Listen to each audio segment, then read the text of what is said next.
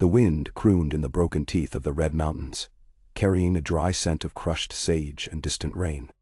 Beneath a ledge as narrow as a dagger's spine, a lone horse picked its careful way downward, hooves knocking pebbles that skittered into the shadowed gorge. Rhaenys Targaryen, hood drawn low, pressed a gloved hand to the sandstone wall to steady herself while leading the beast. Night had painted the world blue-black, but the waning moon showed her the way, a thin stripe of silver among the clouds, as if the sky itself bore an old scar that refused to heal. She had crossed half a realm on letters and whispers, guided by sworn men who had never seen her face, and by merchant wives who remembered the song of a girl murdered in her bed. 7. Save us, they had prayed. 7. Keep her hidden. Mostly they feared the gold-clad lions whose claws ruled King's Landing now. But a song sung long enough becomes a summons. It draws the living toward the note the dead could not finish. Rhaenys had begun to feel the pull years ago. In the desert of the free cities, in the salt rime of basilisks, until no trade ship or shadowbind scroll could drown the sound. Too many ghosts walked behind her eyes. Her father Rhaegar, striding beneath black banners trimmed in silver.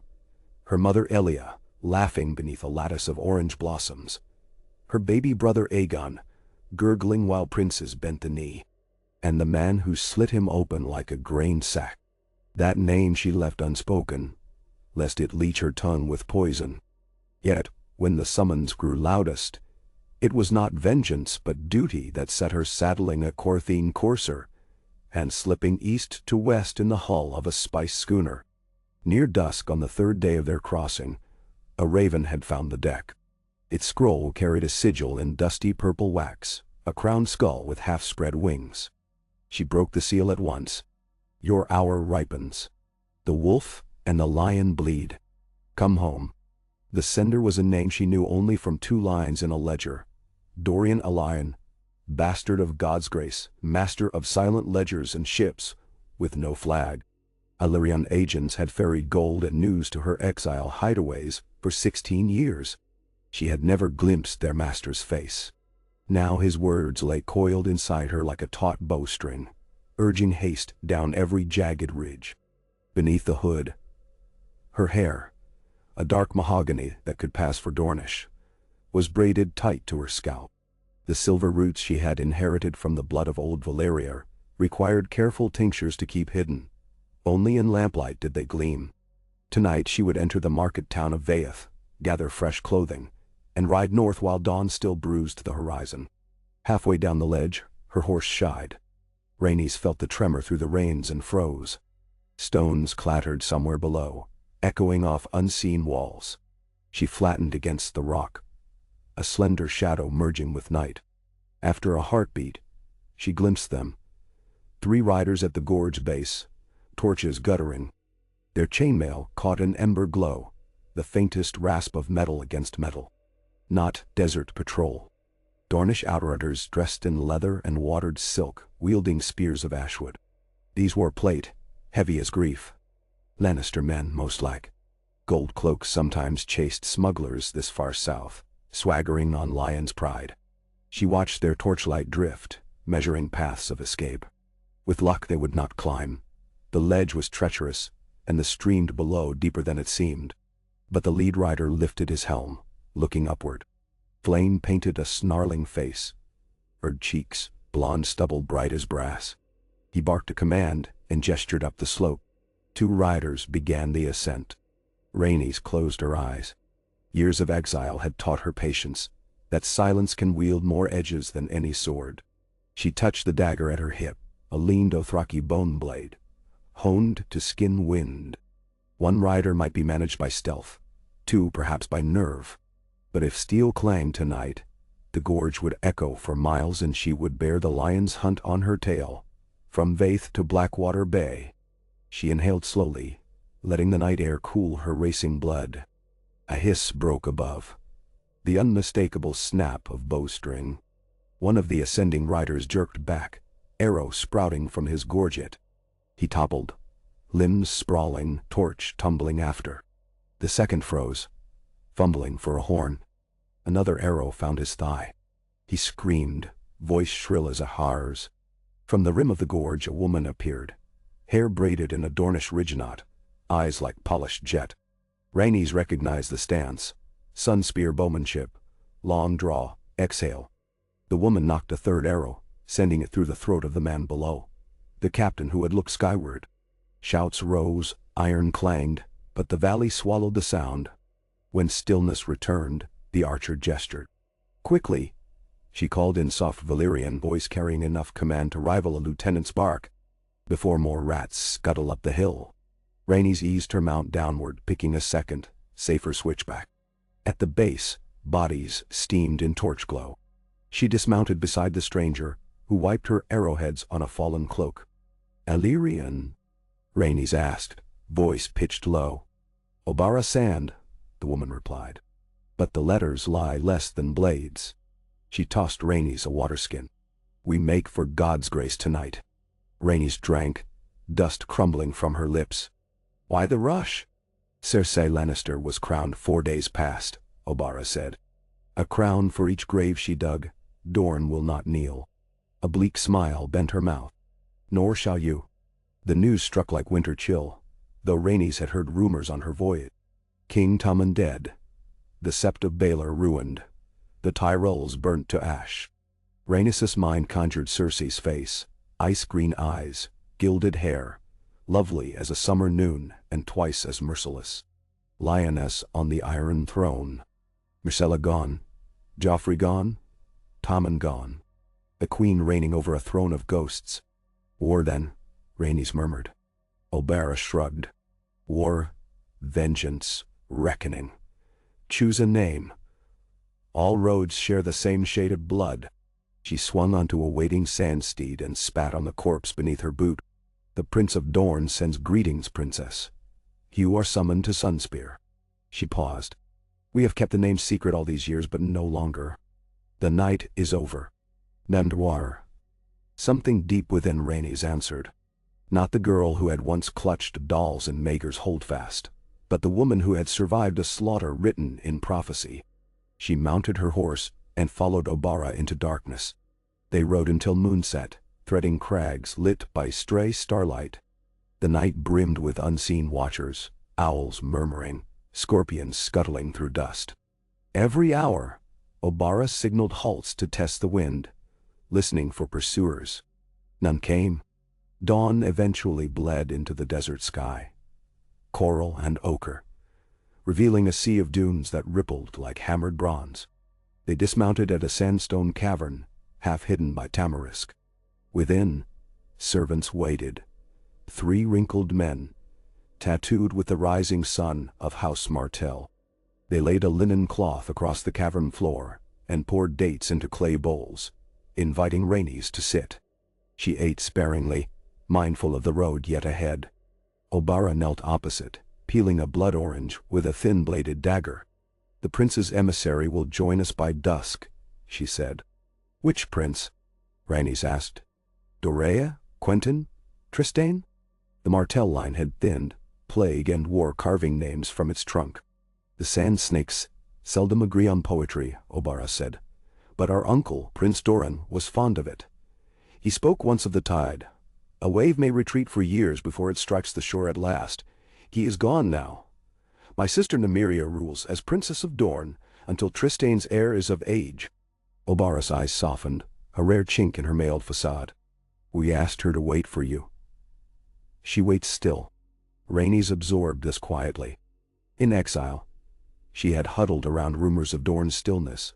Prince Doran's caution, his obedience to Iron Throne levies, his refusal to rise even when a Baron Sand died in the capital. Many had called it cowardice. Others whispered of a plan that required patience keener than steel. If Doran was dead, the tide had at last broken. The day wore on. Desert heat clung to her skin like a second cloak. In dreams stolen between watch bells, she drifted back to the last time she had felt cool stone beneath bare feet. The hidden keep called the House of the Stag, across the narrow sea, where her Dornish protectors had concealed her. A merchant widow had raised her there among weavers and perfumers, teaching her the high tongues of old Valyria and the knife dances of Lys. When men came to kill her, dusk after dusk, She fled onward, to the free port of Volantis, to the spired temples of Lys, to the swamps of Sothorios where plague carved its own language. Each city gave her another mask, another name. But her true name pulsed beneath every scar, waiting. By late afternoon, hoofbeats approached the cavern. A slender youth in orange and crimson entered, helm under arm. His face bore the sharp angles of the martels. His eyes glinted with storm-green flecks. Obara bowed with stiff formality. "Princess, may I present Andren Nymeros Martell, heir apparent to Sunspear?" The youth bowed so deeply his braid brushed the sand. "Cousin," he said.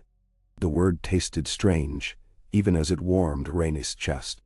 "Family, something exiles carry as memory, not blood." "You ride alone?" Obara asked. "A dozen spears wait beyond the ridge," Andren replied. "We foresaw no scouts, but the lion's gaze lengthens daily. Your skirmish last night stirred dust." He knelt before Rhaenys. "By my mother's order I place myself at your service.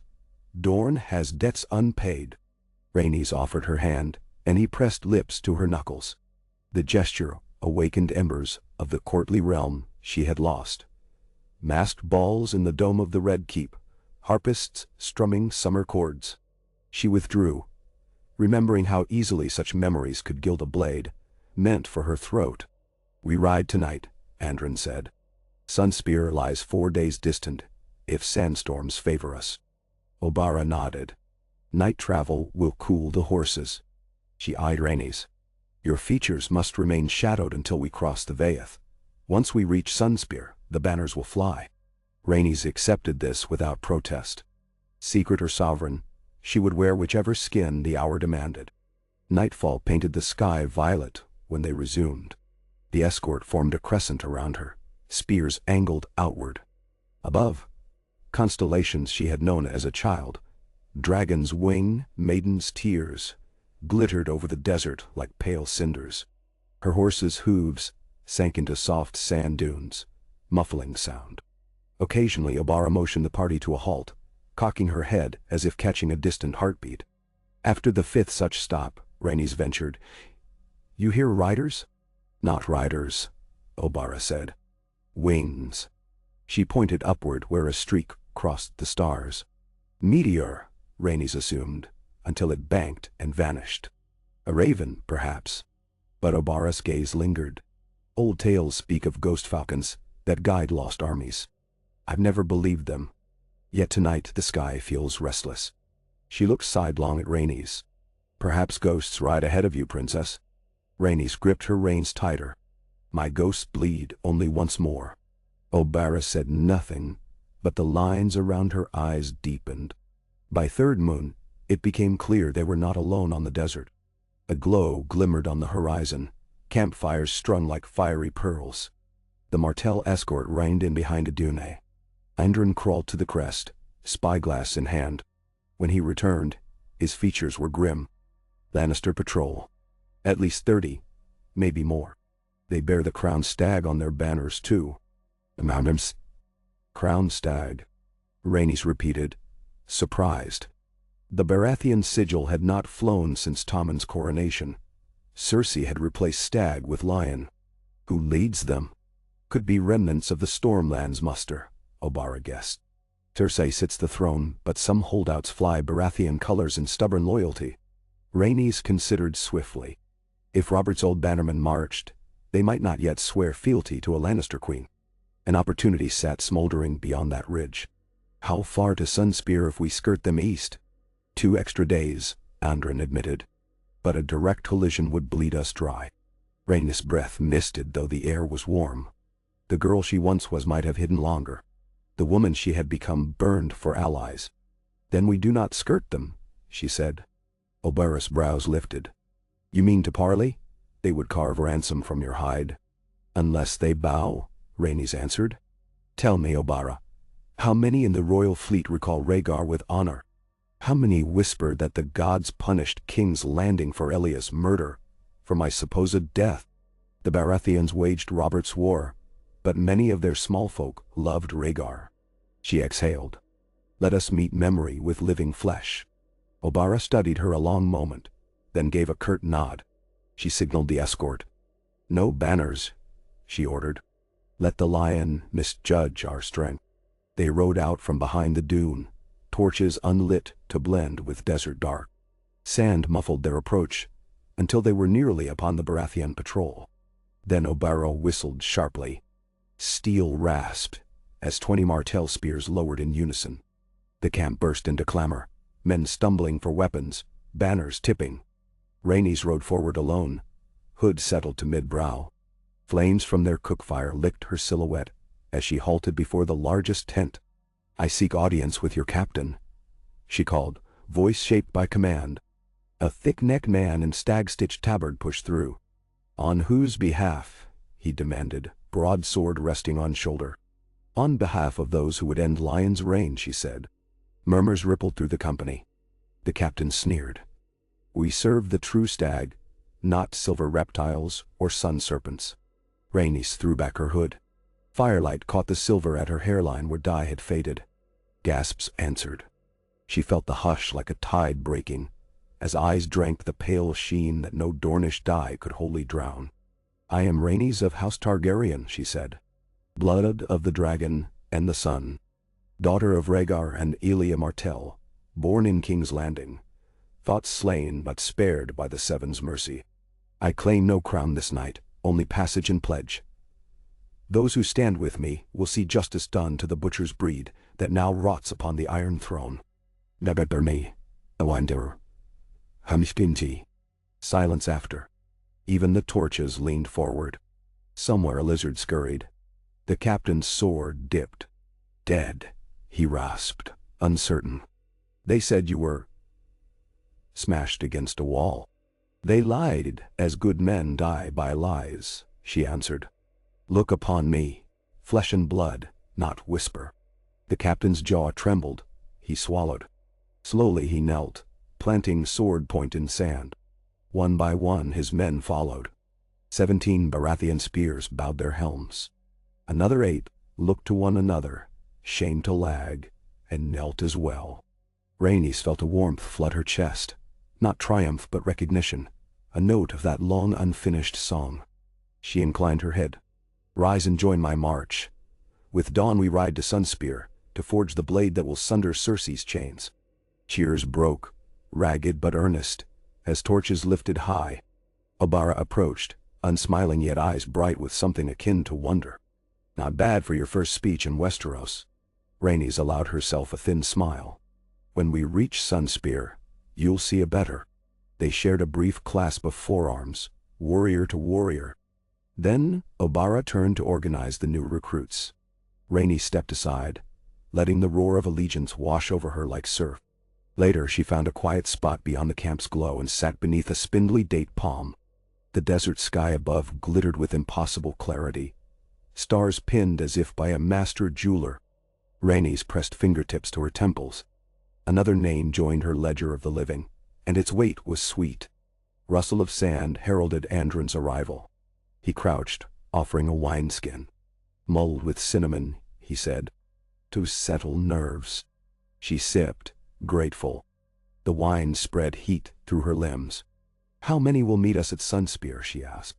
5,000 spears, 2,000 bow, 400 sandsteeds. But the true strength is the sea, Andron said. Princess Nymeria and the Water Garden's masters have built a fleet in secret these past years. Braavosi captains helped, quietly, 50 war dramans, ready to sail within a moon. Rhaenys' pulse quickened. Ships meant stride across continents. "We sail for King's Landing?" "We sail where the wave carries," Andron replied.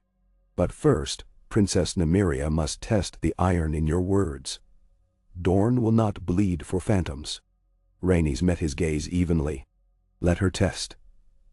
I have bled enough for ghosts." They sat in companionable silence.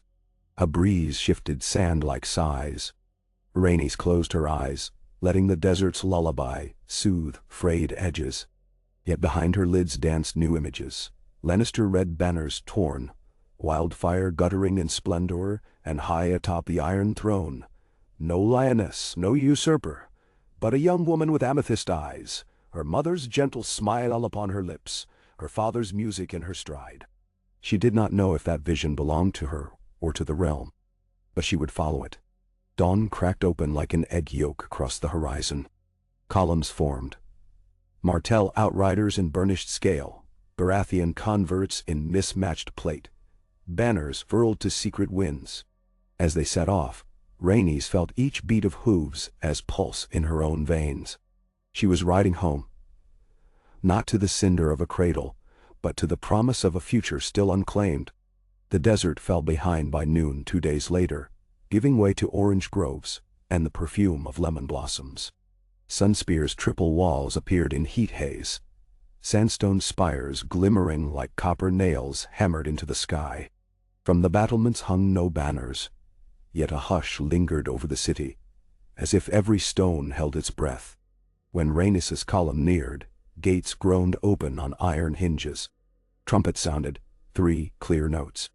Along walkways lined with fluted pillars, citizens stared, potters, fishmongers, silk-draped courtiers. Some gasped, some fell to knees, some simply watched with wide, sorrowful eyes. Rhaenys felt their wonder like a cloak settling across her shoulders, heavy with hope. In the Water Garden's courtyard, fountains leapt in crystalline arcs. At their center stood Nymeria Sand, Princess Nymeria now, as tall as her late father Oberyn, clad in armor of scaled copper trimmed with night-black satin. Her dark hair coiled like a viper across one shoulder. She held no weapon, only an open palm. Rhaenys dismounted. Silence rolled like thunder. She approached until a blade's length separated them. Nymeria studied her face as one might study a long-lost painting returned from ruin, taking inventory of scars and cracks, searching for original hues. At last she spoke, her voice a soft earthquake. "You wear the eyes of my uncle, and the poise of my aunt, but ghosts wear borrowed faces. Who stands before me?" Rhaenys answered by drawing a small, battered dragon carved in ebony, the toy her father had presented the day King's Landing fell. She had clutched it as the Kingsguard smuggled her from the nursery.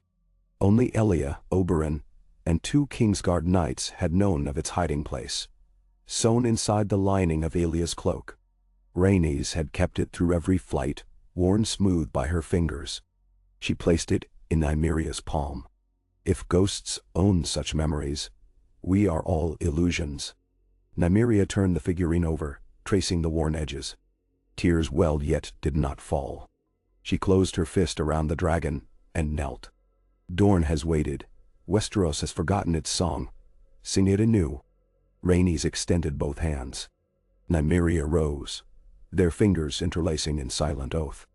Cheers surmounted the courtyard walls, a sound like surf against rock, swelling until birds took flight from the garden palms. That night, feasting spilled from terrace to alley. But strategy filled the moonlit balconies above, where Rhaenys, Nymeria, Obara, and the princely council gathered around a marble map. Candles cast wavering tides of light across granite seas. The Reach mourns Tyrells yet remains unbroken, Lord Manwoody noted. Cersei's grasp there is brittle. She pays their levies with Lannister gold, but coin buys hunger, not love. Mannion? Anna. The North crowns a Stark once more, Nymeria added. Ravens whisper the young wolf rides south, to avenge murdered kin. The riverlands bleed, Obara muttered. Freys quarrel over scraps. Blackfish gone. Only the Vale might stand steady, if the Boy Lord can be pried from his guardian skirts. Rhaenys listened, weaving mental threads. Cersei's strength lies in King's Landing and the Rock, she said. Cut her lines, isolate the capital, and the throne starves. We need allies to hold each road while we sail Blackwater Bay. There. The fleet is near, but untested, Nymeria cautioned. Rhaenys looked around the council. Then test it in sight of the realm. A demonstration that the dragon's blood still commands the sea. Plans unfurled like banners on storm wind, dispatches to White Harbor, promising southern grain for Stark allegiance. Emissaries to Old Town offering Targaryen protection of the citadel. Alliances with Broken River lords, whose sons dangled from Frey ramparts. Each spoke, each wagered lives on rumors and faith. Throughout, Rhaenys felt a drum within her chest, steady and fierce. As council wound down, Nymeria lingered. "You bear their memory with tenderness," she said softly. "Yet you do not speak of vengeance." Rhaenys traced the map's etched rivers. "Vengeance is a knife that blunts on bone. Cersei commands wildfire, and wildfire obeys only madness. I would forge something else, justice that endures." Nymeria's gaze held respect. "Then we will match steel to purpose. But remember, there is fire in your veins too."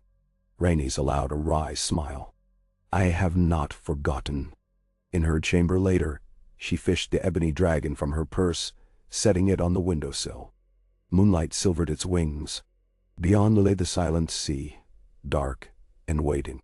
She touched a fingertip to the figure and snout. "We are home," she whispered. Yet roots of home can twist, she knew, becoming fetters as fierce as any chain. She would tread carefully among the memories of those who claimed her. Dorne, Valyria, the Red Keep's ghosts. To challenge Cersei, she must wield each shard without letting any cut too deep. A queen born of two worlds, yet crowned by neither. Wind caressed the balcony curtains, carrying scents of salt and lemon blossom. Far below, minstrels plucked at strings, weaving a melody almost familiar. She closed her eyes, letting the tune settle like armor around her heart. When dawn painted Sunspear gold, ships tilted at anchor, sails furled. Crews bustled, loading casks of water, salted olives, spears bundled in oiled cloth. From parapets, sun banners snapped. But tucked among them now hung another, black field. Red three-headed dragon encircled by a ring of 7 golden sun rays. House Targaryen entwined with Martell.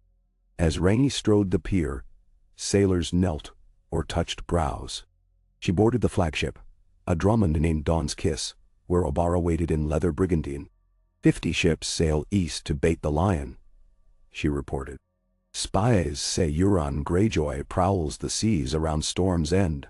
We chance brushing his tail. Rhaenys nodded. Let him test our hulls. Greyjoys love storms until dragons breathe fire in the clouds. She took the rail, watching the harbor shift. Training galleys rode in tandem, oars slicing water like feathers. Gulls shrieked, white as spray. A horn boomed across Sunspear. Lines were cast off. Sails unfurled, catching wind.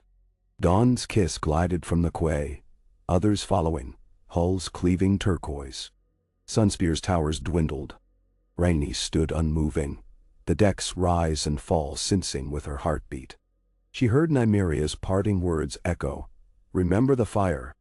Rhaenys felt it stir now, kindled by wind and salt and possibility. Ahead lay storm, steel, and a city ruled by a queen whose love turned to ash and madness. But stormfire brewed in Rhaenys's eyes too, tempered by exile's patience, honed by memory's blade. Above her, the sails bellied full, creaking like dragon wings reborn. Rhaenys lifted her chin and let the future rush toward her on the tide. Yeah. PGSQL. Dawn's Kiss cut a patient line through the summer sea, her wake ruffling turquoise into frothy arabesques before falling back into pristine calm. Rhaenys stood beneath the high yard and let the new day's warmth seep into her bones. Beneath her bare palms the rail vibrated faintly with the groaning of oaken ribs and the hiss of salt water drawing past. Every gesture of the ship felt alive, as though long exile had wrapped the vessel in a subtle hum that resonated with her own pulse. She tasted pitch and sun-dried cordage on every breath, and it soothed the hunger she had not even recognized these last 16 years. A hunger to belong to Westeros, not as a fugitive, but as wind and keening gulls, and the salt tang of her mother's homeland. For 3 days their small armada hugged the baked ochre coast. 50 hulls strong, yet they sailed in deliberate quiet. Banners furled, signal drums muted, cook fires banked at dusk, to shed no incriminating embers upon the dusk sky. Obara's bowship, gilded scorpion, prowled a league ahead with a cotter of Sunspear's finest eyes in its rigging. They answered threats before threats woke fully. Twice a sail galley glimpsed an odd silhouette on the horizon and veered aside into international channels, wary of unknown adversaries.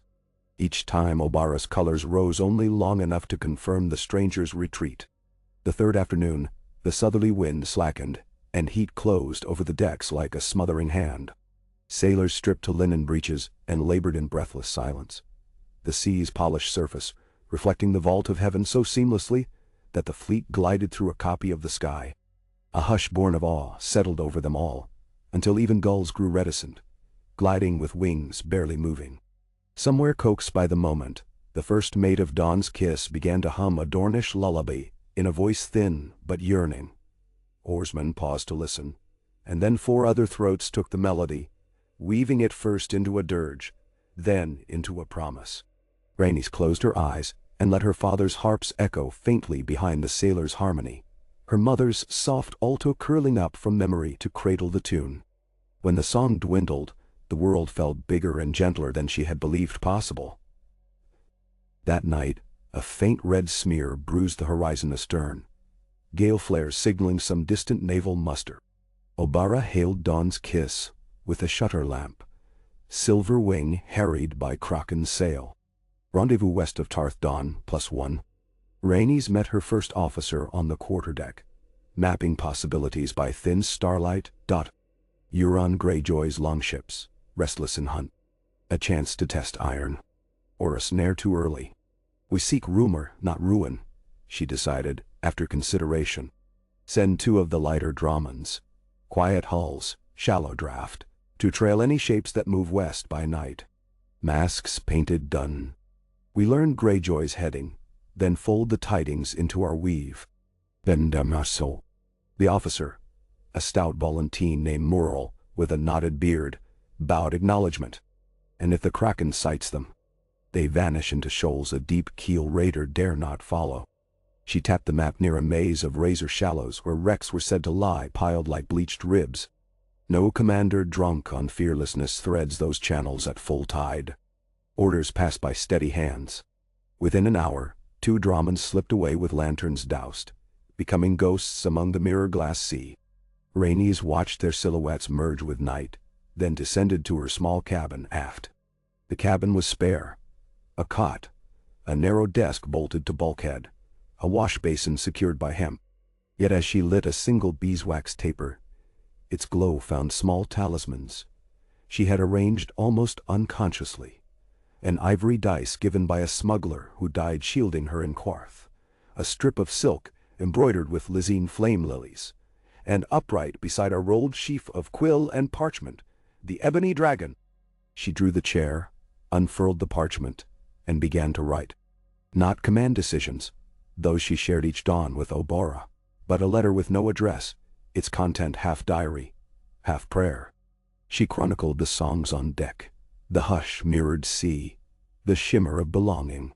She described Nymeria's tearless kneel, Andren's respectful distance, and Obara's fierce protective orbit. She listed fears too. Fear of the first blood she must spill in Westeros, of the first child orphaned by decisions traced irrevocably to her hand. Every ruler wears a ledger of graves. Her fathers had toppled kingdoms. Could she bear similar weight? When the ink dried, she folded the parchment, pressed it with the carved dragon for a seal mark, and slid it into an oiled leather pouch inside her travel trunk. Someday, whether triumphant or broken, she thought to read those earliest reckonings, and remember the unbloodied flame. Morning dawned, brittle and windless. Crewmen cursed the uncooperative skies until, at noon, a tremor of violet-black clouds rolled up from the west, grumbling across the horizon like distant drums.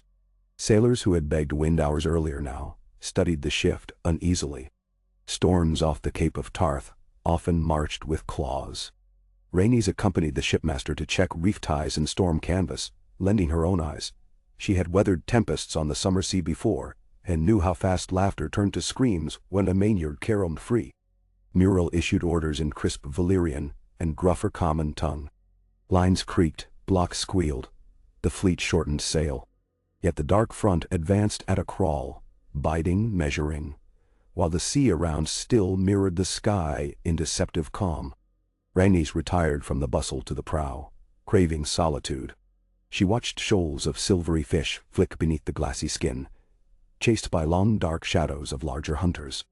Above, a solitary albatross traced wide loops, indifferent to the tension of mortals below. For a heartbeat she considered it an omen. Then, smiling at her own superstition, she nevertheless whispered a brief plea to whatever winds watched over bird and ship alike. "Guide us sure. Spare needless screaming. Strengthen needed resolve." The fleet pressed on at half speed. Late afternoon found Obara's flagship veering south to herd 2 lagging grain cogs back into formation. Gilded Scorpion's triangular lateen sails made her particularly sprightly, and she scolded the lumbering cogs with brisk flag semaphores, then cut back. Rhaenys, spying through a narrow barrel glass, saw Obara at her own prow. The woman raised a hand in sardonic salute, then pointed eastward and traced her fingers upward. A silent question about brewing weather. Rhaenys answered with a shrugged open palm.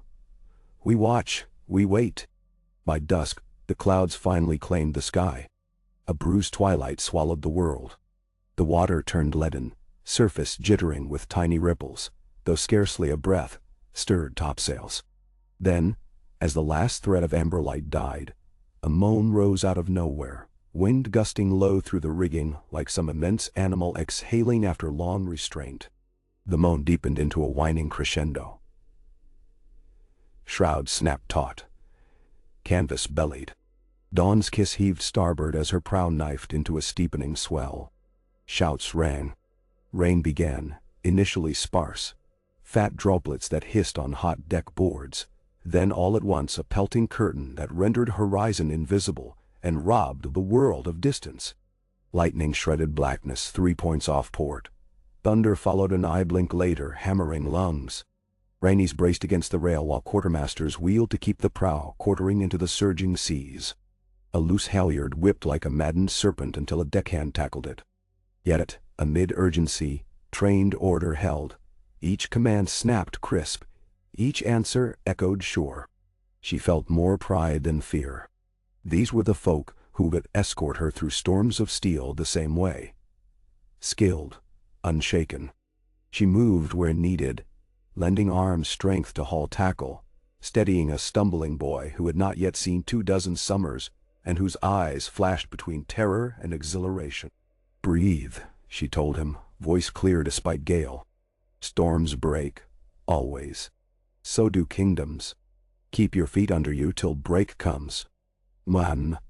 Lightning made midday of night for a heartbeat.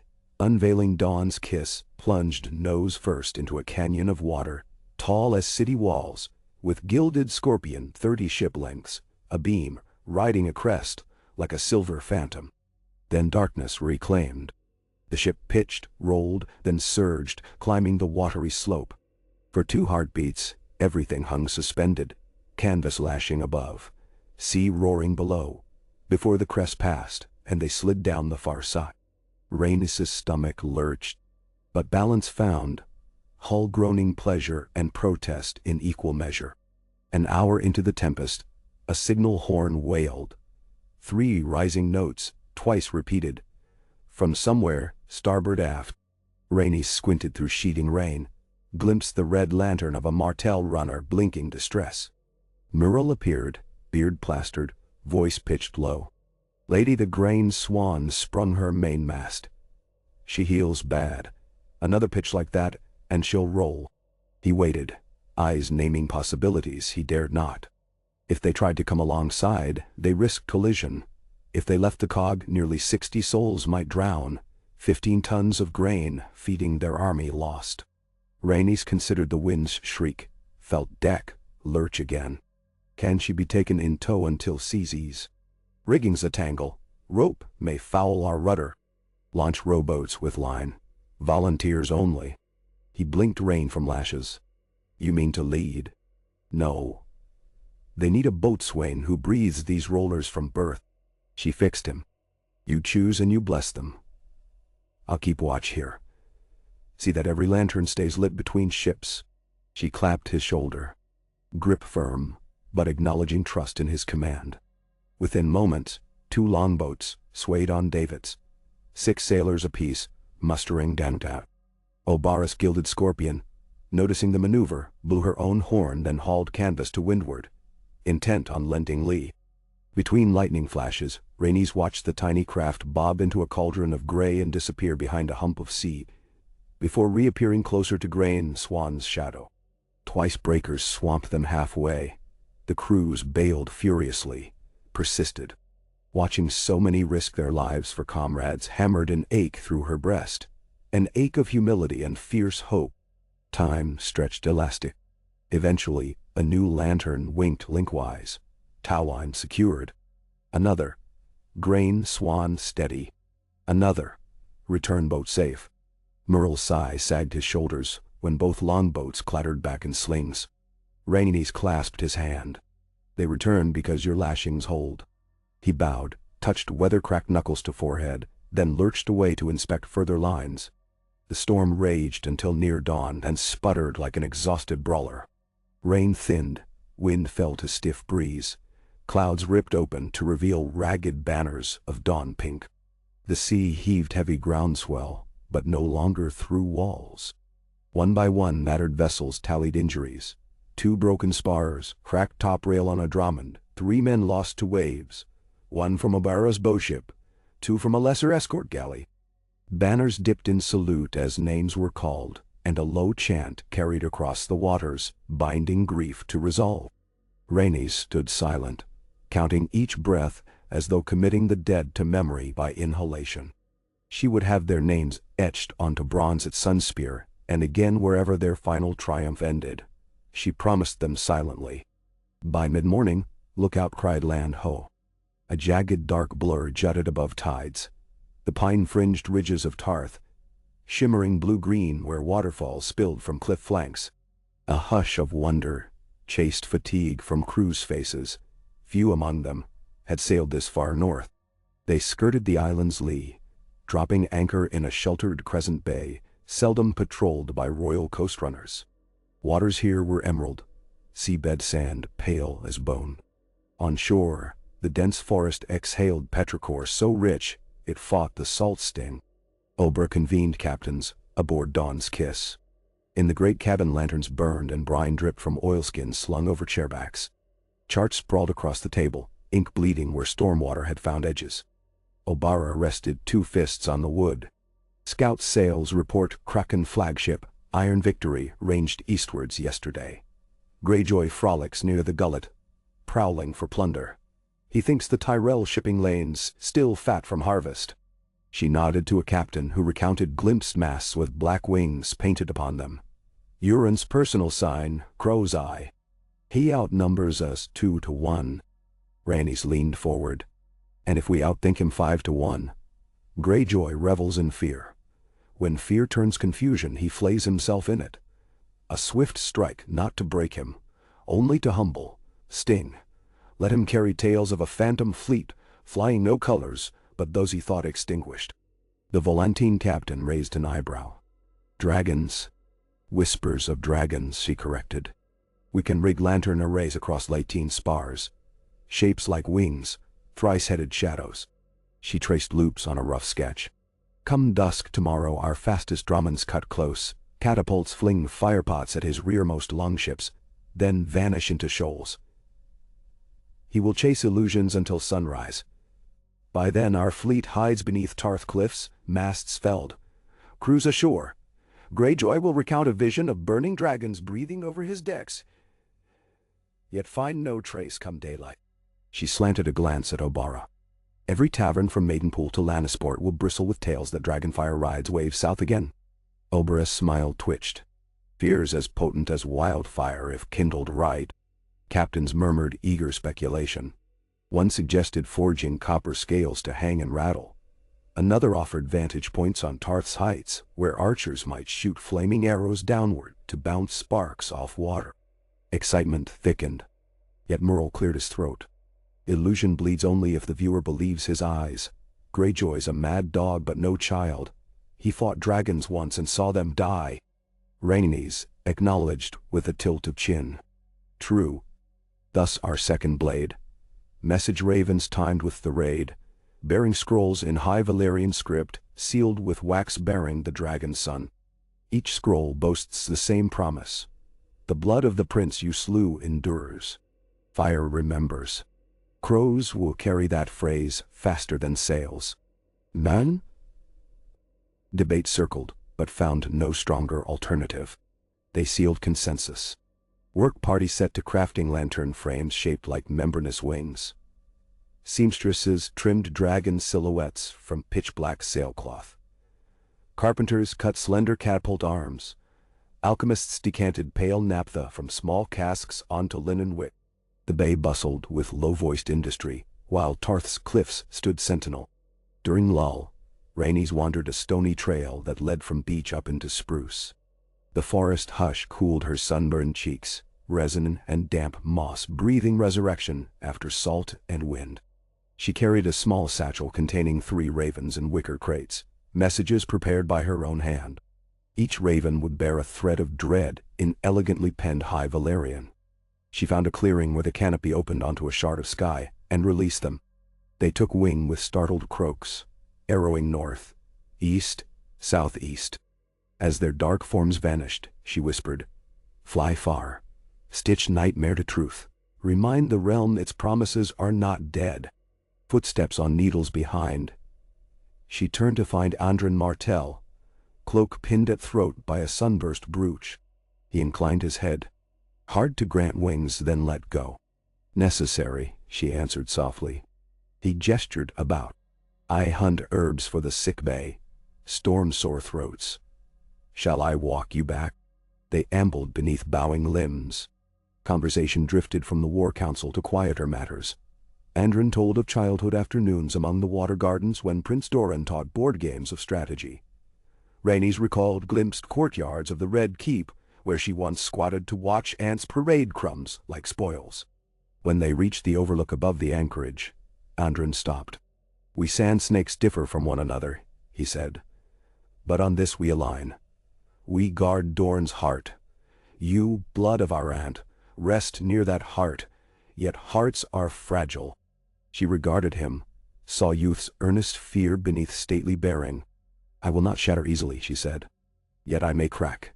Stand by me then, and the line will hold." He smiled, touched fingers to brow. "Always." He turned and descended with his pouch of bark and leaves, leaving Rhaenys on the ridge watching masts cluster like so many bristling reeds. That evening, the thunderheads dissipated to reveal a vast canopy of stars. Rhaenys and Obara shared light supper on the quarterdeck. Smoked eel, hard cheese, wedge of orange whose juice still tasted of Sunspear sun. They ate with minimal words. Finally Obara said, "When I was little, Oberyn told me vengeance was the easiest vow to swear, and the hardest to honor without poisoning self. I scoffed then. I only wanted his spear and the world's blood on my hands. But I look at you, and I see restraint. Perhaps he meant me to learn restraint by watching another achieve it." "Restraint is a sword and scabbard," Rhaenys replied. "Unsheath only when blow counts." She paused. "But I cannot always promise mercy. Nor would I trust you if you did," Obara confessed. "Cersei's cruelties need reckoning in coin she understands." She drained her tin cup, wiped her mouth. "When time comes, do not falter." Rhaenys' gaze drifted across black water. "Time comes for every debt," she murmured. Next dusk the fleet slipped from hiding. Shallow draft dramans flitted east in crescent formation toward rumored kraken routes. False dragon wings stowed until fully dark. A sliver moon hung low. Clouds scudding fast. Rhaenys kept watch from Dawn's Kiss, though she would not ride into the faint. Her presence on a lighter vessel risked capture by Greyjoy's reavers. Instead, she would track battle lanterns and coordinate retrieval of wounded. She endured the anxious wait with measured breaths. Hours in, 3 green flares shot skyward from the southeast. The planned signal that Greyjoy's tail had been sighted and lured. Then silence, deep and humming. Rhaenys pictured Obara's vanguard sneaking inside the Kraken's column like night jackals executing sudden pounce. Catapults hurling oil jars, sails igniting bright illusions of flapping leathern wings. Drums beating irregular, echoing through fog so fear paints beasts beyond reason. Eventually new lights blossomed, orange gouts along the horizon, each bloom signaling a target aflame. The hush on Dawn's kiss shattered into cheers. Yet Rhaenys held hand up for quiet. Danger remained. She tracked the dance of lights, 2 arcs curling away east. Obera's withdrawal lanes. Another cluster darted north, unnatural. Her blood chilled. That might be Greyjoy's outriders cutting behind to flank. Titan formation, she ordered. Reef half sail, be ready. Mural relayed. Oars shipped, hulls converged. An hour passed. Lantern signals announced vanguard safe. Minimal damage. Relief rippled like lightning, quick and gone. Yet her unease persisted. The dread found shape before dawn. A single longship ghosting out of gloom. Sails slack, mast scorched. Shattered shield hung askew over gunwale. Kraken emblem charred one side. Dawn's kiss hove to. Archers knocked, but withheld. Rhaenys hailed, no answer. They grappled, drew the husk close. Deck was carnage. Bodies flayed to red rags, some lashed upright. Eyes carved into star shapes. Tongues nailed to lips. Strips of human skin fluttered where pennants once flew. Amid the horror, a message daubed in gore across Mastfoot. I see you, princess, lonely shadow. Fire or salt, all bow. Obera boarded, jaw set iron. Greyjoy leaves calling cards, she ground out. He calls what he cannot catch worthless. Next time he aims for your skull. Epin. Rhaenys felt sickness coil in gut, yet forced stillness. She studied each mutilated corpse, memorizing faces contorted by last agony. They would not be washed quietly into oblivion. Burn the ship, she commanded. Give them cleansing the Kraken denied, then gather all shards of Greyjoy's sigils. We will present them at our next council. Flame devoured the butchered vessel by sunrise, black smoke twisting like a silent dirge into heaven. Rhaenys watched until charred ribs sank, until steam hissed over glassy swells. Then she turned eyes north once more. Nehri's storm, the ancient sailors called the wide mouth beyond the gullet, breeding ground for squalls and reavers. Beyond that mouth waited Blackwater Bay, crown jewel of false queen's domain. The path would never again be bloodless. That truth settled with same weight as the ebony dragon in her pouch. Small, dense, undeniable. 2 days later, the fleet anchored off Massey's Hook, sheltered by high bluffs crowned with wind-bent pines. Obara scouts, disguised as fishermen, rode ashore to glean local gossip. They returned with tidings rich and troubling. Queen Cersei had tightened grain levies on Stormland's hamlets to feed King's Landing garrison. Small folk starved, lords grumbled yet lacked unity. Lord Gendry Baratheon, bastard turned lord, struggled to hold Storm's End, besieged intermittently by Lannister detachments and rumors of Sellsword companies purchased with Casterly coin. Rhaenys seized on the name. A Baratheon bastard raised true might recall the nobility her father exuded on tourney grounds. She resolved to send emissaries, Andren Martell and Septon Vylor, an elderly priest whose disarming manner would soften suspicion. They would bear parchments pledging Dornish grain convoys if Storm's End re-hoisted the stag beneath Dragon's sun. Andren accepted the mission with solemn nod. Within an hour a swift sloop bore him shoreward under twilight's lavender gloom. As new moon approached, Rhaenys demanded exercise of her blade arm. On Dawn's kiss forward deck she sparred with Obara 3 mornings running. Both stripped to linen ties, skin twin shades of sweat-slick resilience. Obara wielded her spear in wicked arcs. Rhaenys answered with bone dagger and short sword, weaving low steps taught by Lysine dance masters. Sailors paused duties to watch, wagering hushes of coin, though none dared cheer for fear of distraction. Bruises bloomed purple on Rhaenys' ribs. Superficial nicks traced crimson lines along Obera's forearm. Each contest ended when Murrel clanged a ship's bell. Neither warrior spoke of winners. They measured progress by breath control and mutual nods of respect. The 3rd day, as sun climbed, a beacon fire leapt on the eastern headland. Andren's return signal. A gig rode out bearing him and 2 strangers. One, broad-shouldered, black-haired, eyes bright as hammered sapphire, Lord Gendry himself, unmistakable smith's muscles beneath travel-stained jerkin.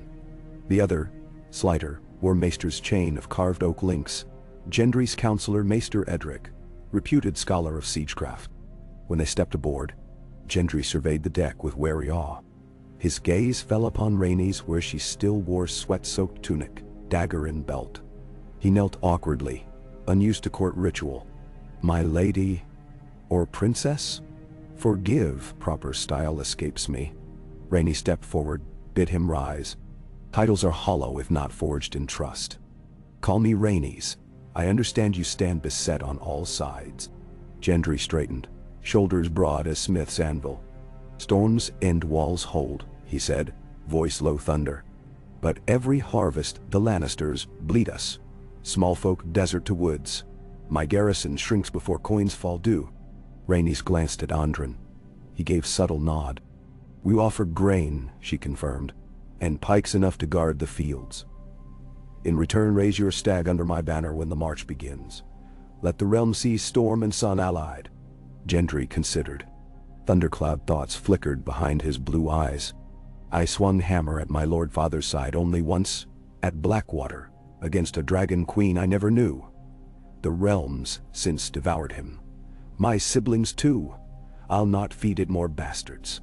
His jaw set, but not with refusal, rather grinding search for conviction. "But I walked among your sailors. They stand proud, not bought fear.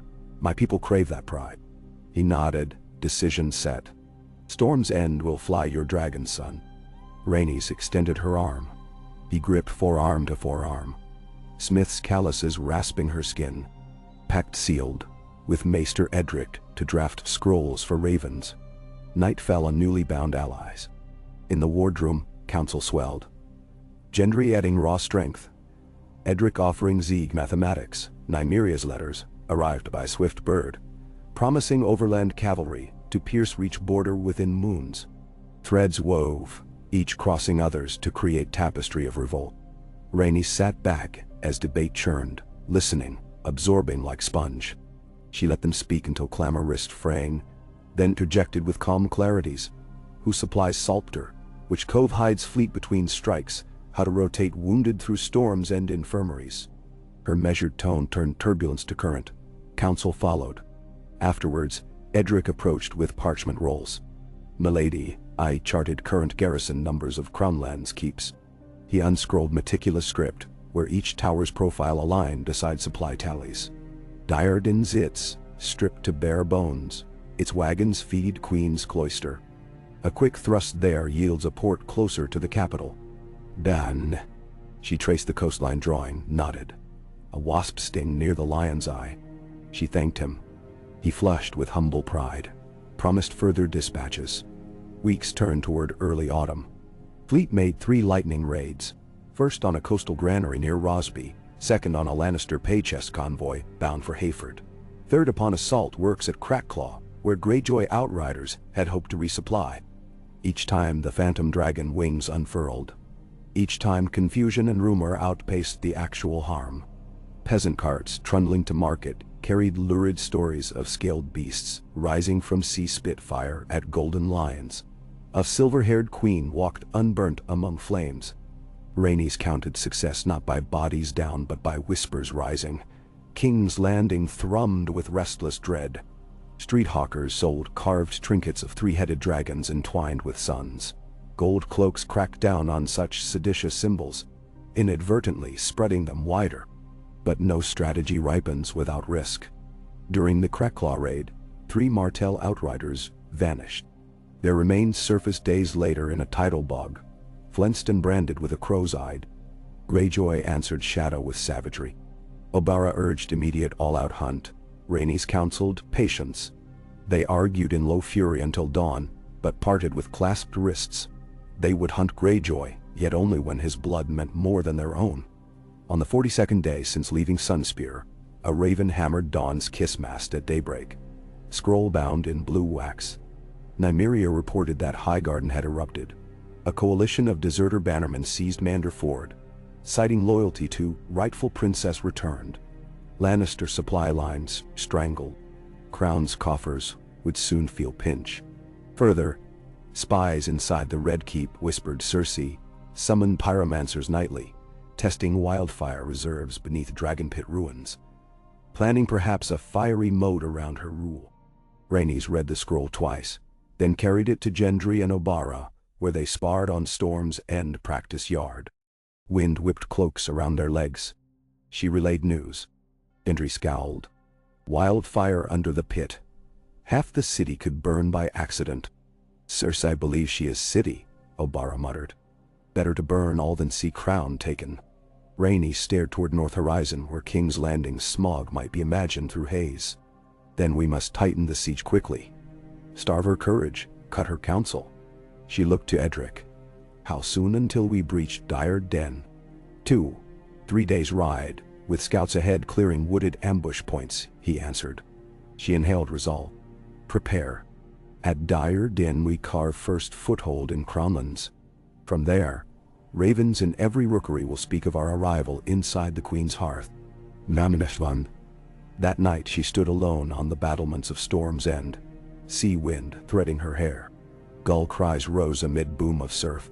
Within thick walls, smiths hammered new spearheads embossed dragon's sun, while bakers kneaded wheat from Dorne into loaves for hungry garrison. Each clang, each crust turned speculation into reality of sustenance and steel. She knew anxiety waited behind each corner. Siege lines, wildfire plots, Greyjoy sails. Yet she felt strangely anchored, a line drawn through time connecting the girl crushed beneath rubble of Maegor's hold fast to the woman gazing out over restless sea, not seeking refuge but assessing currents. She drew the ebony dragon from her pouch, thumb gliding over grooves smoothed by years. We are closer, little one, she murmured. Do you remember father's songs? We'll sing them anew, louder, for those who cannot. Footsteps again, Obara. No apology for intrusion, only silent companionship. Together they watched a meteor flare across sky, tail bright green. Obara said, in old tongues, falling star means God's sharpened plow for harvest of souls. Rhaenys half smiled. Then the field will be ready when we sow. Obara chuckled. You sound almost a Martell now. Half of me always was. She cast a last glance downward, where forge fires painted inner yard gold. Let half a realm mirror that union, and we may yet birth something finer than vengeance. Obara nudged her shoulder. Careful. Talk like that could change the world. Rhaenys' tilted head, eyes silvered by starlight. That is precisely the plan. Adi Yini. PGSQL. The harvest moon rode low and molten over the restless surf when Rhaenys summoned her captains to the candlelit map room inside Storm's End's. Wax sizzled in salt-laden drafts, while parchment rustled beneath impatient fingers. Gendry leaned his hammer-scarred fists on the table's edge. Edric hovered with quill, poised like a nervous sparrow. And Obara stood motionless, save for the restless tip of her spear grazing stone tile. Dawn's Kiss and the fleet were anchored in Shipbreaker Bay below, hulls rocking like tethered stallions eager for a break across open field. Above, the great fortress murmured with fresh forges, newly harvested food stores, and the steely hush of men and women who sensed history tightening around them like a slowly drawn bowstring. Rhaenys' gaze roamed the coastline diagram, lingering over each ink-stippled tower. Dire Den, Sharp Point, and the Red Keep itself, a stylized crown drawn in faded vermilion. Years of exile had sharpened her mind along hidden angles. She assessed supply vectors, watershed choke points, morale-tipping lines. She was no dragon rider, yet she understood flame. How it spreads by breath, by rumor, by hunger, by symbols whispered from hearth to hearth until sparks leap gorge to gorge. Tonight, they would decide which spark to fan first. She spoke softly, yet her words carried. Dire Den Lees, 3 marches north, with a garrison of 80 and dwindling grain, little more than a mailed gatehouse. But it straddles the Weeping Water Road, sees it clean, and every traveler between King's Landing and the Wendwater glimpses our banner. She traced a slender fingertip north. Sharp Point is stouter, 200 men, loyal to House Brune, but their lord died at Blackwater and his eldest quarrels with Lannister quartermasters who refused to pay debts. Offer him allies, not overlords. And sharp point opens like welcome doors. Edric cleared his throat. If Diarden falls, Cersei will guess sharp points next. She may dispatch red cloaks along the Rosby Road, or send Qyburn's whisperers to sabotage wells. Namandaren. Oberra's spear butt clicked. Let her bleed manpower chasing ghosts. We ride north by sea. Landfall at Dire Den, under cover of low tide. Strike at dawn, hold by dusk. She glanced to Gendry. Your new forges craft siege ladders collapsible enough for boat holds? Built a brace of them today. Gendry replied, voice as solid as the oak that ribbed the ladders. 6 strokes of a mallet, and they unfold full height. Rhaenys inclined her head toward the Smith Lord. Speed suits us. We harvest Dire Den before sunrise can whisper our name. She looked up, eyes like twin shards of stormlit seawater. But one wall must fall in silence or our venture turns to rout. I will lead the vanguard myself. If the princess rumored dead walks through a breach, the garrison may surrender before their captain strains a bow. Oberra scowled. Balls of the bloody dawn, Rhaenys. You risk the war on a single arrow. Yet she did not forbid it.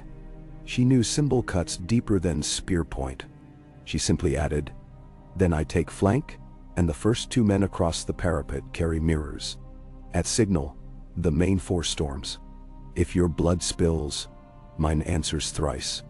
Nemixahal. Agreement solidified like hot iron quenched in oil. Ravens left storms, end in darkness. Wings beating above shallows, lit by luminescent plankton. They flew to Sunspear, to Mander Crossing, to unnamed smugglers' coves, where an aging bastard of Nightsong waited with 100 hawk-jawed archers. Each parchment bore Rhaenys' cipher. A dragon twisted about a 7-rayed sun, surrounded by the motto forged only weeks prior. Fire remembers. 2 nights later the fleet weighed anchor beneath clouds thick as wool. Lanterns were hooded, and every hinge and pulley had been greased with tallow to silence their protest. Rowers bent to oars, backs gleaming under hooded moon, while cat-rigged cutters scouted shallows. Dawn's Kiss carried Rhaenys Oberra and the first assault cohort. 40 compact fighters armored in dyed leather stitched to muffle clink of ring plates. Each man or woman wore a knotted strip of crimson cloth about sword hilt. If confusion erupted, crimson marked friend from foe. The sea rolled gentle, as though offering hush for the blades. Before mid-watch, the fleet hove into the wide mouth of the Windwater. Ahead lay Dire Den, perched upon a limestone outcrop like a brooding gull, curtain wall pale under starlight. Its flickering torches were few and desultory, victual shortages bred negligence. A single square tower thrust a crenellated silhouette, crowned by a gaunt banner so ragged it could have been mistaken for moss. Rhaenys felt sorrow pinch her heart, that the realm bled thus for a queen's vanity. Rowboats launched, gliding shoreward at oarsmen's sigh. Reed beds whispered past, mud sucked at keels, small crabs scuttled. Rhaenys stood in the prow of the lead skiff, dagger strapped across her spine, short sword loose in the sheath. Beside her crouched Oberra, spear damp wrapped. The night smelled of oyster brine and dying marsh grass. Frogs sang, gutto. A breeze stirred reeds as though the earth itself inhaled. They grounded below the cliff at low tide, where slick moss draped stone. Here, a fissure split the rock face, half concealed by bearded kelp. Scouts had measured its angle days before. Rhaenys slipped thigh-deep into water colder than any desert memory, boots finding purchase on barnacle-rimmed ledges. She and Oberra climbed first, palms raw on shale. 20 feet up, a patch of crenellations crumbled from years of neglect. Grapnel's word caught act. Silent shapes ghosted after. Chain rattling would betray them, so each climber swallowed grunts. Atop the wall, 2 sentries slouched in dawn chill. One yawned, the other scratched lice from a beard slick with last night's ale. They never saw Oberra's spear butt crack their skulls. Rhaenys eased their bodies flat, and pressed a kiss of gratitude to each brow, the mercy she could spare. Then the signal, a mirror angled to catch the faintest starlight, a single flash, then another. Far below, The beach came alive with feet churning sand. Collapsible ladders thumped stone, spindles locking. By the time a horn's panicked bleat echoed inside Dire Den, 40 crimson-hilted shadows already prowled its courtyard. Resistance sputtered rather than blazed. Half the garrison staggered from bunks, still fumbling with greaves. They dropped blades when they found themselves ringed by archers crouched behind overturned carts. The captain, gaunt with scurvy, surrendered keys at Rhaenys' demand. She addressed the prisoners in her father's courtly tenor. "I grant you bread, water, and safe passage to Sharp Point if you swear not to lift father or fire against those who wear the dragon's son." Starved faces weighed pride against hunger. They chose bread nearly to a man. Obara oversaw the disarming. Edric's uncle accountants oversaw granary stores. Sun-crested, while dragon sun banners climbed poles once weighed by ragged Lannister crimson, Rhaenys watched them unfurl, black silk singing against early breeze. Red dragon enjoined with gold sunburst. Her parents' legacies braided to one cloth. Villagers along the Wendwater banks gathered barefoot to stare. Some knelt, some merely wept quietly. A toothless fisherman approached clutching a shriveled garland of river lilies.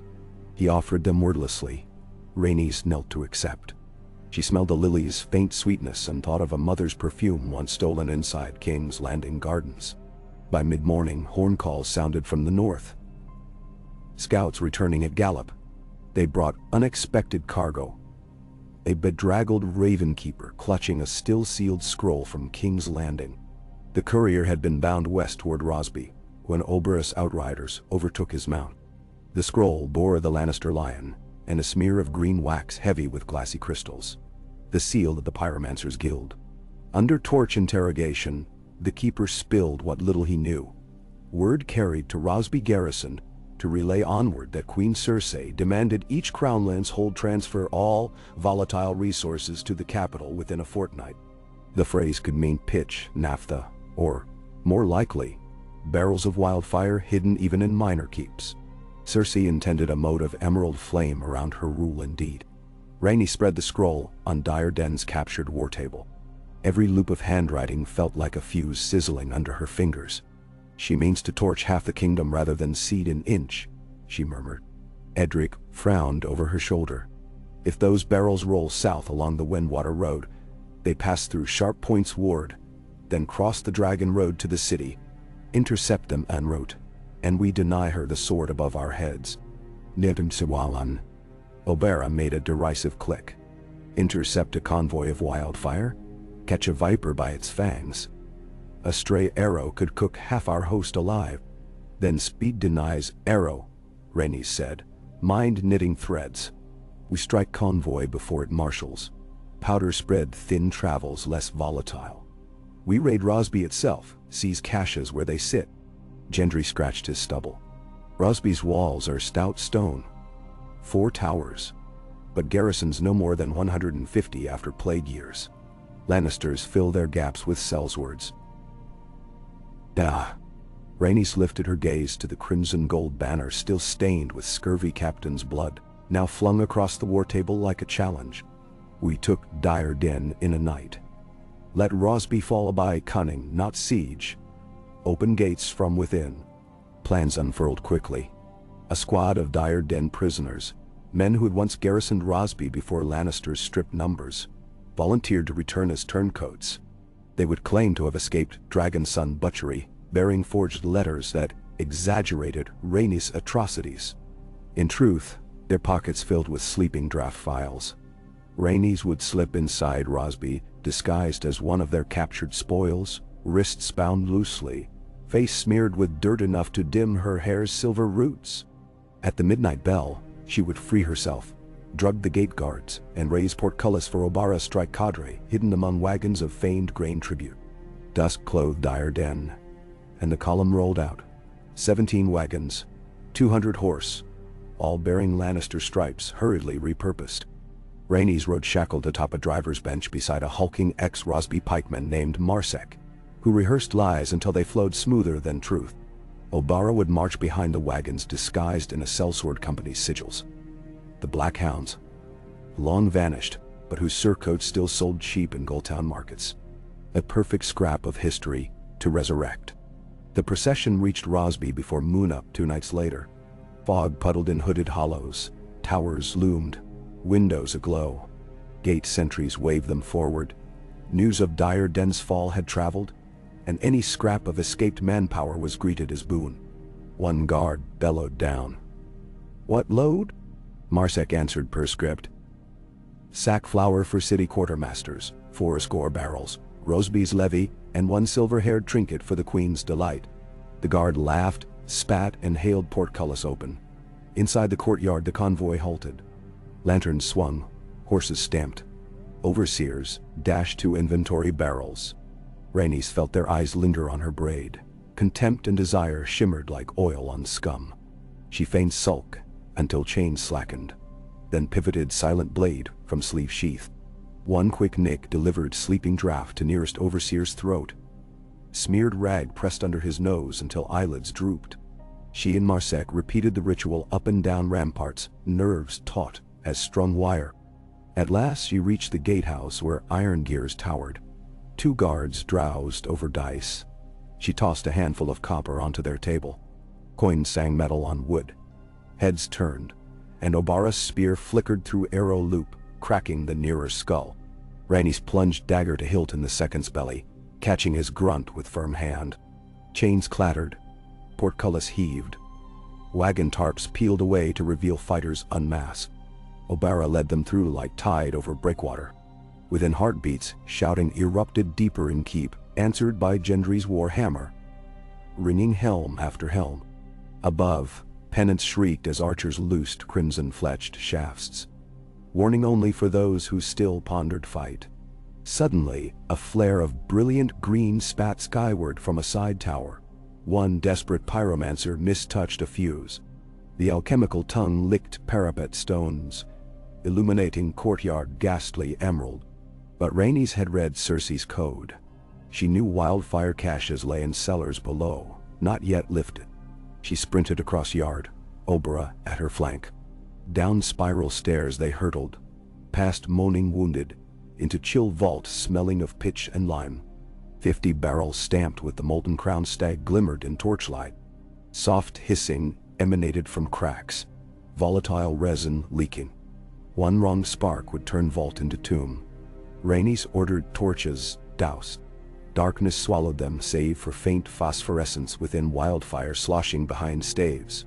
Sweat cooled on her neck. She whispered, "Woo roll barrels onto wagons, but gently as cradling infants." Pike halves wedged underneath as makeshift fulcrums. Teams of 4 eased each cask along planks to stair landing, where hoists raised them into courtyard now cleared of combat. The garrison had capitulated. Sellswords accepted coin to stand down. Their captain bent knee, pleading release. Rhaenys granted quarter, but requisitioned Rosby's ravens. Messages henceforth served fire remembers or flew featherless. Dawn found the convoy southbound again, laden with wildfire straps braced by damp hides. From hill crests, watchers glimpsed greenish glow until sun stole the eerie light. Boots flagged heavy, minds spun. They had harnessed a monster, and still, they must decide how best to defang it. Back at Dire Den, engineers constructed a deep earthen magazine in bluff shadow. Thick stone walls, honeycomb vents, moat flooded to absorb accidental blaze. Garrisons sworn to guard with their lives. Each barrel was padded in felt and nested in sand-packed niches. Maester Edric catalogued them, scribbling in coded ledger. When last cask settled, Rhaenys exhaled relief out of marrow. She touched the charred rim of one stave. "No queen shall wield you to scorch children's flesh," she vowed. Greyjoy, it seemed, smelt opportunity in this swirl of shifting blades. Ravens reported Kraken's sails, spotted near Cape Wrath, outmaneuvering Tyrell grain flotillas, and capturing 3, refitted with heavy sun-stitched sails. Those grainers sailed north again, their sand tiger figureheads now carved into iron maws. Euron's taste for spectacle rivaled Cersei's. He painted proud replicas of Cersei's face weeping tears of ruby glass. Rumor claimed he meant to deliver her a gift, a bound dragon mage dredged from Valyrian ruins. able to wake the ancient beasts in ash beneath Dragonstone. Whether myth or maze, fear quickened. Rhaenys convened her war council beneath Dire Den's refurbished hall, hearth roaring enough to banish damp from stone. She outlined twin perils, Queen's wildfire, Kraken's chaos. "We cannot chase both storms," she said. "So we force them to collide. Greyjoy hunts glory. Cersei craves deliverance. Invite the Kraken to King's Landing's waters. Let their teeth tear each other while we hold leash on flame." Gendry's brow furrowed. "Invite him how?" Oberyn grinned.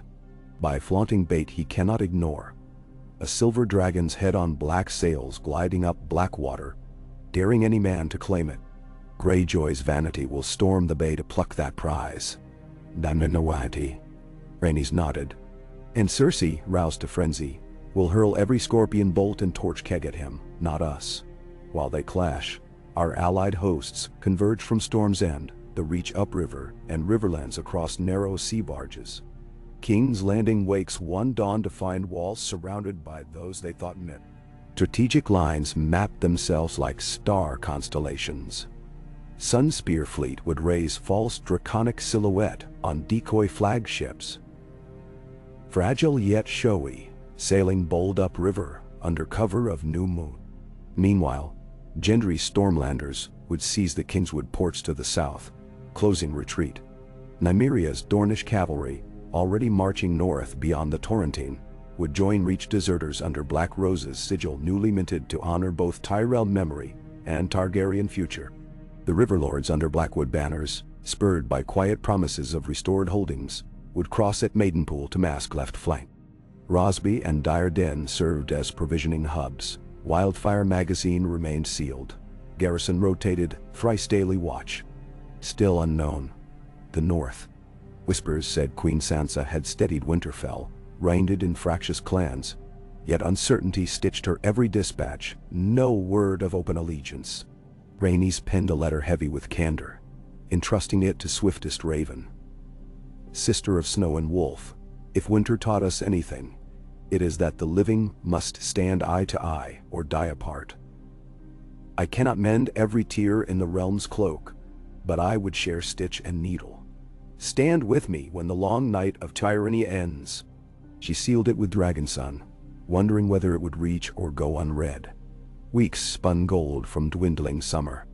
At Dire Den, Rhaenys walked ramparts nightly, reading constellations the way some men read ledgers. The warrior's sword, the mother's tears, the stranger's gate, each glittered over sea shifting like unquiet dreams. She thought often of her brother Aegon, lost before his first tooth. She had no memory of his cry, only tales.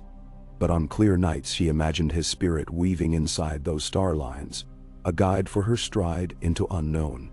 One evening, Andren trod the parapet to her side, bearing steaming mugs of spiced wine. "I garden mutiny blossoms," he reported. "Lennox of Longdouble barred lions from granaries and hoist their own banner. Black field pierced by golden sun. They await our word." Rhaenys accepted mug, inhaled clove sting. "The realm tilts," she murmured. Andren peered south where lights of fishing villages winked. "When sand shifts so fast, even serpents lose footing." He hesitated. "Some fear too many banners may fray unity once victory lands. Will we be more than patchwork of grudges?" She sipped, savoring heat. "If we forge unity on shared wounds alone, wind will tear us. But if we temper with purpose, schools reopened, roads healed, justice that serves not vengeance, then it may hold." "Nice." "Purpose demands planners," Andren said, voice almost shy. "Martells would lend steady hand." He met her gaze. "You wear our blood. Dorne stands ready, whichever crown you." She shook head gently. "No crown yet. First rebuild trust. When dust settles, let realm decide what emblem guides them. A ruler chosen by hearts, not victory's accident." She smiled small. "But I shall not refuse duty if hearts speak my name true." That answer pleased him. He bowed and drifted off, cloak snapping like banner. Preparations accelerated. In a hidden quarry, shipwrights built 3 swift carracks, stripped of ornament, yet stout. Their masts would hoist great contrivances of canvas and wood shaped vaguely like draconic heads, snarling, teeth bared, eyes painted with gem dust to glimmer ominous when lanterns inside were lit. Rhaenys herself oversaw artists mixing ochre and lampblack for scales. One evening, she climbed scaffold to fit a silver crest across the lead construct's brow.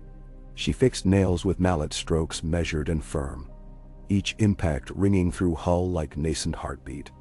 When she stepped back, the monster loomed half real, part dream. Crewmen gaped as though some slumbering age of legends flexed again.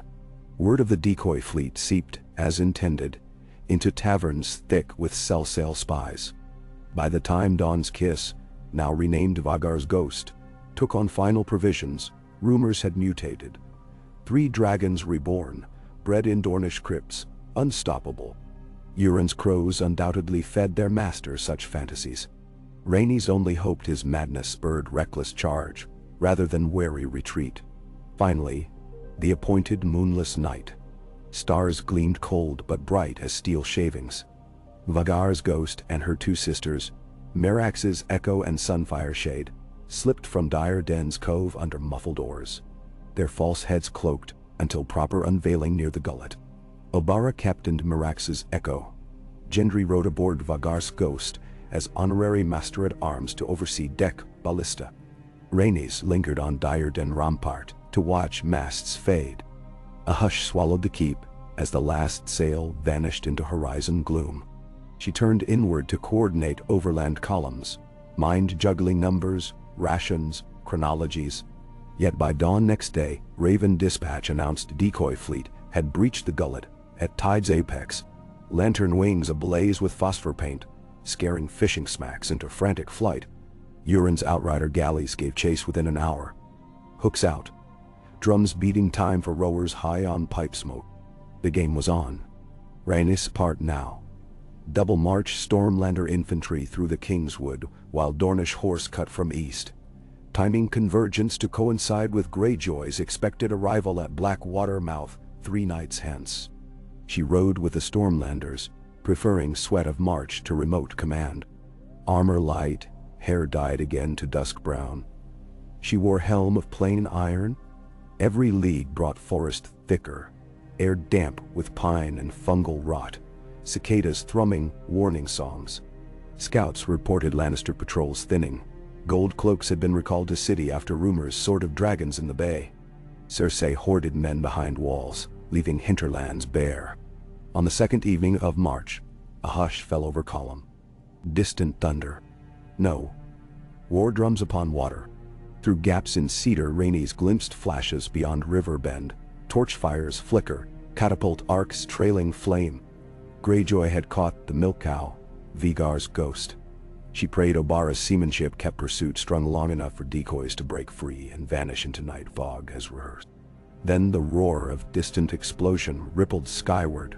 Wildfire? The volume suggested perhaps only pitch. Either way, Greyjoy danced the tune. Dawn after, her column emerged onto a ridge overlooking Blackwater's southern bank. There lay a formidable sight. Euron's flagship Silence, metal-beaked prow stained crimson, flanked by a dozen longships like iron-scaled pikes. Beyond them, anchored defiantly, floated Merax's Echo, listing but alive, false dragon head, torn but still grinning charred teeth. Smoke curled, tattered sail snapped, but survive she had, scuttling half Greyjoy's outrider squad in ambush near mouth of Massey. Vhagar's Ghost, nowhere in sight, likely fled north, drawing majority of Kraken fleet behind. The presence of Silence, so near the capital, unsettled Rhaenys. If Euron anchored here unchecked, he might parley with Cersei, 2 vipers sharing nest. She ordered archers forward to harass deck crews from Wooded Bank, ballista teams unlimbered. As shafts fell, Greyjoy's men jeered, slapping shields. They knew the range's limit. Rhaenys dispatched a swift rider to Storm's End for heavier artillery. Scorpions on wheeled carriages. In the meantime, Edric proposed cunning. Float casks of spare wildfire downstream at twilight, disguised among driftwood. River current would carry them against Silence's hull. A single burning arrow from hidden bow could ignite. Risky. Tide timing crucial, unpredictability high. But the reward? Break Greyjoy's prow and morale. She consented. Wildfire casks were carefully sealed, corked with wax. Soldiers in waist-deep water guided them into current after sundown, pushing branches about their circumference. Breezes cooperated, drifting haze of river mist. Archers hid behind fallen willow trunk, knocks prepared. On Silence's deck, Euron lounged in bone-white leather, spyglass aimed at city walls blazing lamplight. He perhaps plotted midnight raid. When faint green-flecked barrels bumped hull, he assumed them flotsam. Then arrow whirred from gloom. The first shaft sputtered, winked out, a damp fletch. The second struck cork, ember-kissed resin. Sudden pale green blossomed across water. Crew shrieked, scrambling. Euron roared laughter. Madman welcomed flame. Yet laughter choked when fire clung like living oil, crawling planks upward, gnawing lines. Silence's shrieks matched men's. Iron rivets popped, timbers cracked. Longships hastily cut ropes, letting flagship drift ablaze. Casks chained together followed. Arcs of fluid emerald painting night, unnatural dawn. Rhaenys watched from ridge, heart steady but pity stirring. Such death, even to foes, stung memory. How Blackwater's green inferno devoured thousands years before. But this flame, though terrifying, saved lives by crippling Kraken ambition before it collided with destitute smallfolk behind walls. By morning only charred skeleton of Silence remained grounded on shoals. Greyjoy himself escaped, rumor said, carried by swift skiff upriver disguised as ragpicker. Whispers claimed he would strangle Queen in her own bed to claim throne. Others insisted he sought dark magic in dungeons. Rhaenys exhaled uncertainty. Mad dogs seldom stay leashed. Capital's ramparts bristled with scorpions now trained outward toward Dornish horse, visible across plain. Cersei's banners drooped in windless heat. Crimson roars stagnating above squalor. Famine lines snaked at gates. Riots flared in Flea Bottom. Bells seldom tolled, for fear mobs might answer with torches. Fiery members graffito appeared nightly on walls, only to be whitewashed by gold cloaks at dawn. Each cleaning left faint silhouettes ghost-driven. Rhaenys established encampment in Kingswood clearing. Gendry smiths erected field forges forging arrowheads, horseshoes, chain links. Pyromancer Vault remained north. She refused to deploy even small vials until last resort. She instead cultivated hearts, distributed bread baked from Dornish flour, ordered surgeons to treat both sides' wounded left from earlier skirmishes. Word reached city via refugees. Some gold cloaks deserted silently, ditching helms to blend into crowd beyond. Amid these currents, a raven from Winterfell at last arrived. Seal. Direwolf rampant over white field. Message short, written in economical hand. The North will watch, but wolves do not bend knee to songs alone. Show your justice in victory, not merely your fury in war. Then the pack may answer you. Signed, Sansa Stark. Rhaenys smiled at the stark caution, ice measuring fire. She drafted a reply promising fair trials for any surviving Frey conspirators, reparations for smallfolk burnt by wildfire, and voice for northern delegates in any new council. She sent the raven aloft, with sprig of winter, rose tied to leg. Ziga lines tightened over weeks. Obaras cavalry harried wheat wagons bound for city, capturing some, burning others depending on loyalty of drivers. Edric's engineers built wooden testudo towers camouflaged as battering cranes. They would advance like innocuous supply carts until within 50 yards, then sprout scorpion nests. Within city, rumors multiplied. Some said the Silver Dragon Princess wielded ice magic. Others that she could raise slain to fight again. Fear erodes empires faster than siege engines. At last, one hot dusk, bells rang in King's Landing for first time in months. Yet not to celebrate nor alarm, but a plea. A white banner fluttered from Mudgate. A single rider emerged under escort of gaunt gold cloaks. Sir Lancel Lannister, convert of sparrows once, now penitent commander of Queen's depleted garrison. He bore letters sealed in cracked red wax. Rhaenys received him in tent, flanked by Obara and Gendry. Lancel's cheeks sunken, eyes hollow with particular terror reserved for those who have glimpsed apocalypse. He knelt painfully.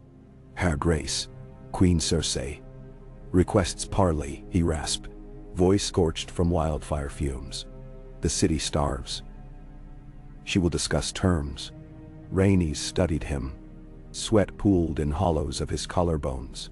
"Does she send hostages to guarantee good faith? She offers her son." He swallowed. "Tommen's remains. And herself within Dragon Pit with only 5 Queensguard." He shook visibly. "She sees visions in green flame. She says the gods demand one last trial by fire, her champion against yours." Obara spat. "More charlatans pageant." Rhaenys waved her silent. "I will meet her," she said. Gendry protested. She raised hand. "This war ends with truth witnessed. I deny her a theater, yet accept challenge in spirit." She turned to Lancel. Dawn 3 days hence. Dragon Pit. 2 parties, equal numbers. She brings her champion, I bring mine. If either queen perishes, see glyphs, according to victor's terms. If duel inconclusive, city opens gates, stands down, and trials, appoint innocents. Agree or refuse. Nod. Lancel blinked. This deviated from Cersei's script, but desperation glimmered behind his crack eyes. "I will deliver," he whispered. That night around council fire, debate raged. Some urged instant assault. City near collapse. Walls thin. Rhaenys insisted, parley critical, to spare tens of thousands. "Victory hollow if step on ash," she said. Gendry volunteered as champion. Obara countered she alone, matched cunning of Cersei's likely pick. Perhaps Qyburn's monstrous Sir Robert Strong. Gendry's hammer versus undead abomination. Debate unresolved till Rhaenys silenced all. "My champion is neither of you." She strode from tent, leaving confusion. She spent night walking camp's edges, listening to snores, horses, distant lapping river. At perimeter, she found a figure practicing sword forms by torchless starlight. Nymeria Sand, just arrived with fresh cavalry after months' ride. Sweat glimmered on her corded arms. Rhaenys watched until Nymeria sheathed blade. They embraced, fierce. News exchanged quick, then Rhaenys spoke of parley. Nymeria smiled a serpent's smile. "Choose me," she said. "I will dance with Robert Strong until his welds crack." Rhaenys hesitated, measuring risk. Sisterhood, symbology. "Your blood and mine share vow," Nymeria insisted. "Let lion watch Dornish steel break chain it locked long ago." Dawn revealed decision. Nymeria would stand. Obara commanded crossbow tiers hidden among upper galleries as unseen failsafe. Gendry prepped field medics. Rhaenys wore simple vest of mail, hair unbound, walking at Nymeria's side through ruined arches of Dragon Pit, while sun hazed gold dust over toppled statues of long-dead beasts. The structure loomed like a cracked egg of empire. Shell fractured, but inside still echoed roars of remembered dragons. Feral dogs skittered away at their approach. Cersei arrived late, borne in palanquin of opaque silks flanked by 5 towering Queensguard. One white-armored giant unmistakable. Sir Robert Strong, the undead mountain. Cersei dismounted slowly, satin gown brushing ashes. She looked thinner, eyes rimmed red, yet pride burned undimmed.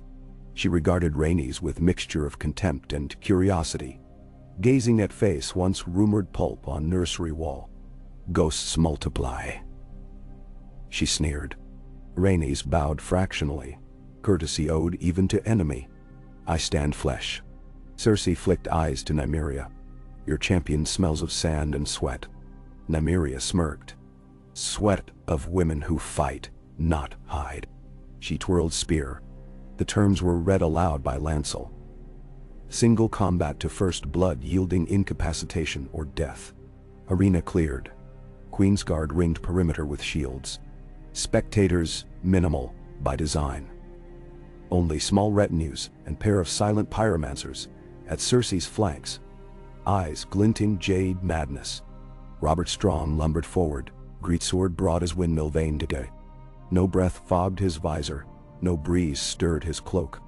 Nymeria shed cloak, revealing laminar plates sized for agility. Spear tip kissed dusty floor. At Lancel's lowered flag, the giant charged, earth shaking under his greaves. Nymeria sidestepped, spear lashing. Tip scraped pauldron leaving sparks. Strong swung blade in arc that could fell oak, missed by hairs. Dust devils whirled.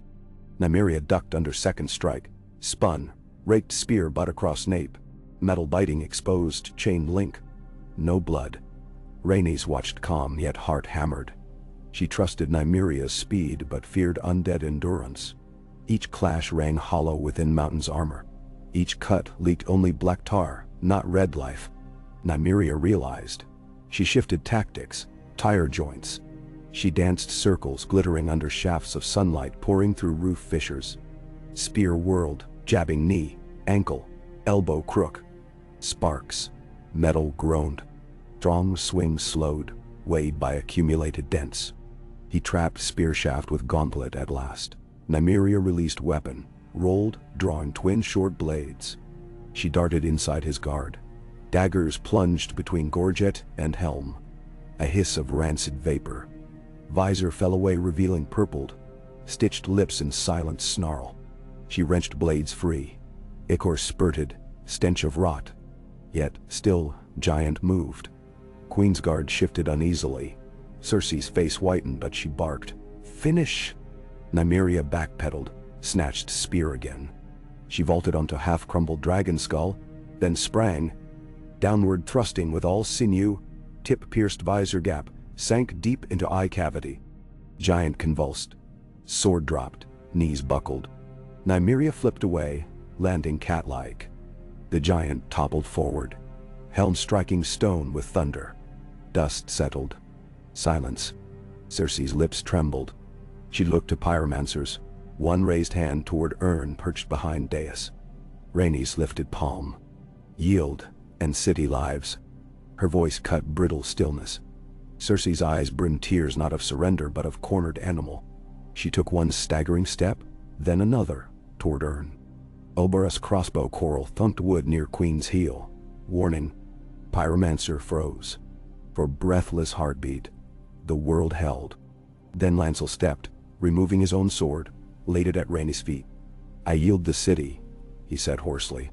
Something in Cersei shattered, audible as fine glass fracturing. She screamed, wordless, lunged for urn. Another quarrel pierced sleeve, pinning arm to pillar. Gold cloak officers rushed, seizing Queen gently yet firmly. She fought, but hunger had hollowed her. They subdued quickly. Rhaenys approached, eyes soft despite iron stance. No more children burn, she whispered. Cersei spat. Guards led her away. Gates of King's Landing swung open by sundown. Dragon Sun banners rose alongside black stag crowned in gold. Gendry's. Crowds poured from alleys, gaunt yet wide-eyed. Some knelt. Most merely stared. Can the past resurrect to heal?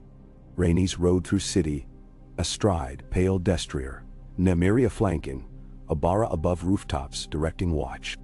She saw charred sept ruins, orphan lines, squalor clotted like old wounds.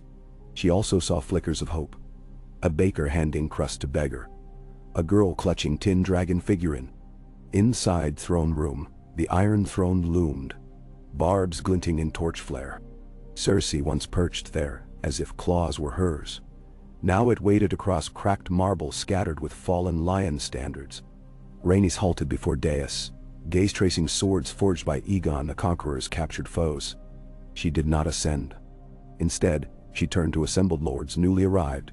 Gendry, Edric, Andren, Nymeria, even timid Lord Brune of Sharp Point, plus envoys bearing oak leaf of Riverlands, rosebud black of Tyrell faithful, Kraken banner inverted white, for some of Greyjoy's warband surrendered after silence burned. She spoke. Children of Westeros, I stand not to seize but to mend. This throne wounded realm for centuries. Its blades took my mother, my brother, yours. Let it rest. Murmurs. She gestured. Smiths brought forth canvas-draped form. When revealed, the Iron Throne's barbs had been removed, scorched yet still monstrous, and reforged into 7 slender swords, each marked with a sigil. Wolf, kraken, lion, stag, sun spear, rose, dragon. 1 blade for each kingdom, to remind we cut deeper when alone. The seat shall be stone plain enough for any soul. Gasps, some disapproval, most awe. She continued. A great assembly will convene in fortnight, lords and free folk both, to choose counsel to guide rebuilding. If they choose me chair, I accept. If another, I serve. She paused, voice softening. Fire remembers, but it also kindles new hearth. Let us build. Applause surged sudden, not uniform but growing. Nymeria raised spear, Endron the sun staff, Gendry lifted stag sword newly forged of throne's barb. Bells rang for first joyous reason and memory, echoing across city where small folk lit torches, not of riot, but of celebration. At dusk, Rhaenys found quiet atop tower of the Hand. Wind carried smell of sea, mingled with roasting chestnuts. Vendors now risked selling again. She gazed over rooftops where dragon sun banners fluttered, not as conquest, but as promise. Footsteps. Nymeria joined with goblet of summer wine. They drank in silence, companions bound by blood, not of birth, but of will. Somewhere below, apprentices quenched last of wildfire caches, now stored safe in subterranean barriers. Somewhere, scribes penned invitations to winter lords, ironborn reavers, even free city delegates. Somewhere, Cersei Lannister sat in cell of Red Keep's oubliette, raging yet alive, awaiting fair trial. Rhaenys felt exhaustion, settle yet peace, hum, underneath. She touched ebony dragon pendant at throat and whispered to evening sky. Mother, father, little brother, I carried you. Now let me carry the living. Stars emerged, glistening approval. Fire remembered, now it would warm. A.K. CQL. The days that followed moved like a river, newly loosed from a dam. Slow in bends, torrential in narrows, always carrying the city toward unseen seas. Dawn after dawn, King's Landing woke not to fear of ringing bells, but to hammer blows of repair, to shrill calls of vendors daring to hawk wares in streets where gold cloaks now walked unmasked and more often than not, simply listened. Rhaenys rose before sun each morning to climb the Red Keep's highest balcony, once Queen Alicent's promenade, and watch the roofs below, scanning for smoke that did not come. She breathed deep of ash-tinged air still haunted by wildfire's long memory, and she counted that small blessing. The scent of blaze was slowly giving way to the smell of baking bread from the first reopened ovens in Flea Bottom. On the 5th morning, ravens burst from the east bearing sealed scrolls each wrapped in blue silk. They were responses to invitations to the great assembly. Rhaenys gathered them in the war chamber, where the long table now carried no maps of battle but ledger books of grain, lists of orphan names, and sketches for sewage culverts, older than Maegor's holdfast. She broke seals one by one while Nymeria and Gendry read over her shoulders. From Highgarden's embattled quarter lord came a scent, stamped with a sigil newly forged. A black rose with gold petals, mourning and hope braided. From Raventree Hall, Lord Tytos Blackwood's florid quill pledged attendance. Even from Old Town, circumspect Grand Maester Orovid wrote that the conclave would honor the summons, provided safe passage and lodgings in the sept of Baelor's rubble, where a temporary maester's hospice now arose. The one letter that halted Rhaenys' breath arrived on grey vellum sealed with white wax. Winterfell. Sansa Stark's hand, elegantly severe, announced she would travel south under banner of Direwolf and Broken Wheel, the sigil of her regency. The North would watch indeed, but now with eyes in the hall. She set the letter aside and exhaled slowly. Gendry caught her glance. "Snow arrives?" he asked from his seat, which was none other than the Iron Throne's old dragonbone armrest sawed down and fixed to a simpler oaken chair. Rhaenys smiled at the symbolism. "His sister arrives," she corrected. "That speaks." Nymeria murmured, arms folded across copper breastplate. Let us hope. They come hungry for unity, not prey. Rhaenys turned to the steward who waited, quill trembling. Prepare Winterfell's apartments. North wing of the Maiden Vault should suit. Fresh peat fires nightly, warm furs on the halls. She paused, remembering days of childhood, when that wing held her mother and Aegon on warm afternoons. She pushed the memory away gently, as one sets a lark free. Make them welcome. Outside the Red Keep's gates, the city changed by increments. Narrow channels of commerce reopened, fishmongers returning to Blackwater docks now free of Kraken sails. Edric's engineers directed convoys of rubble-laden carts to raise seawalls battered by storms. Each evening, apprentices lit lanterns painted with dragon sun and left them along streets, exchanging patches of gloom for small islands of hopeful flame. Some were smashed by bitter loyalists, but more lanterns appeared with each dawn. Cersei's trial loomed like a thunderhead across these brightening skies. Rhaenys made no secret that justice must be public, but she insisted fairness overshadow vengeance. She appointed a tribunal of 7, 3 High Lords, Blackwood, Lennox, and Lord Manderley's envoy Sir Bors, 3 elected burgesses from among guilds, and 1 maester. Oroved, who would weigh law precedent. She herself would not sit the bench, though the realm whispered she had every right. Let judgment come from the realm, not from my blood.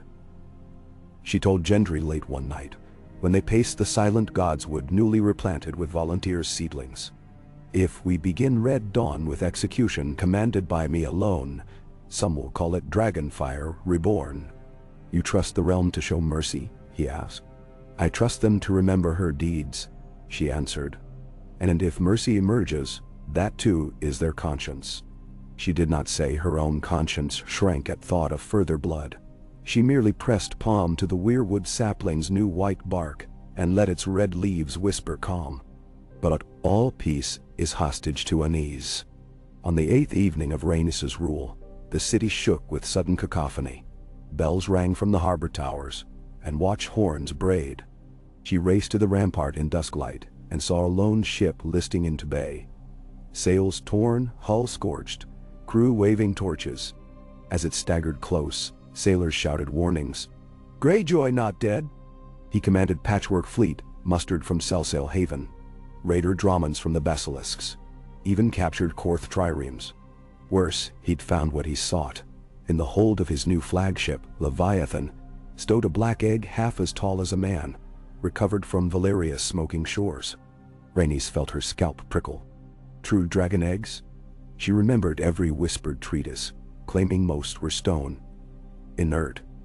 But a few still carried living heat, if touched by blood and magic. Qyburn's discarded notebooks found in Red Keep cellars described rituals that might crack such eggs.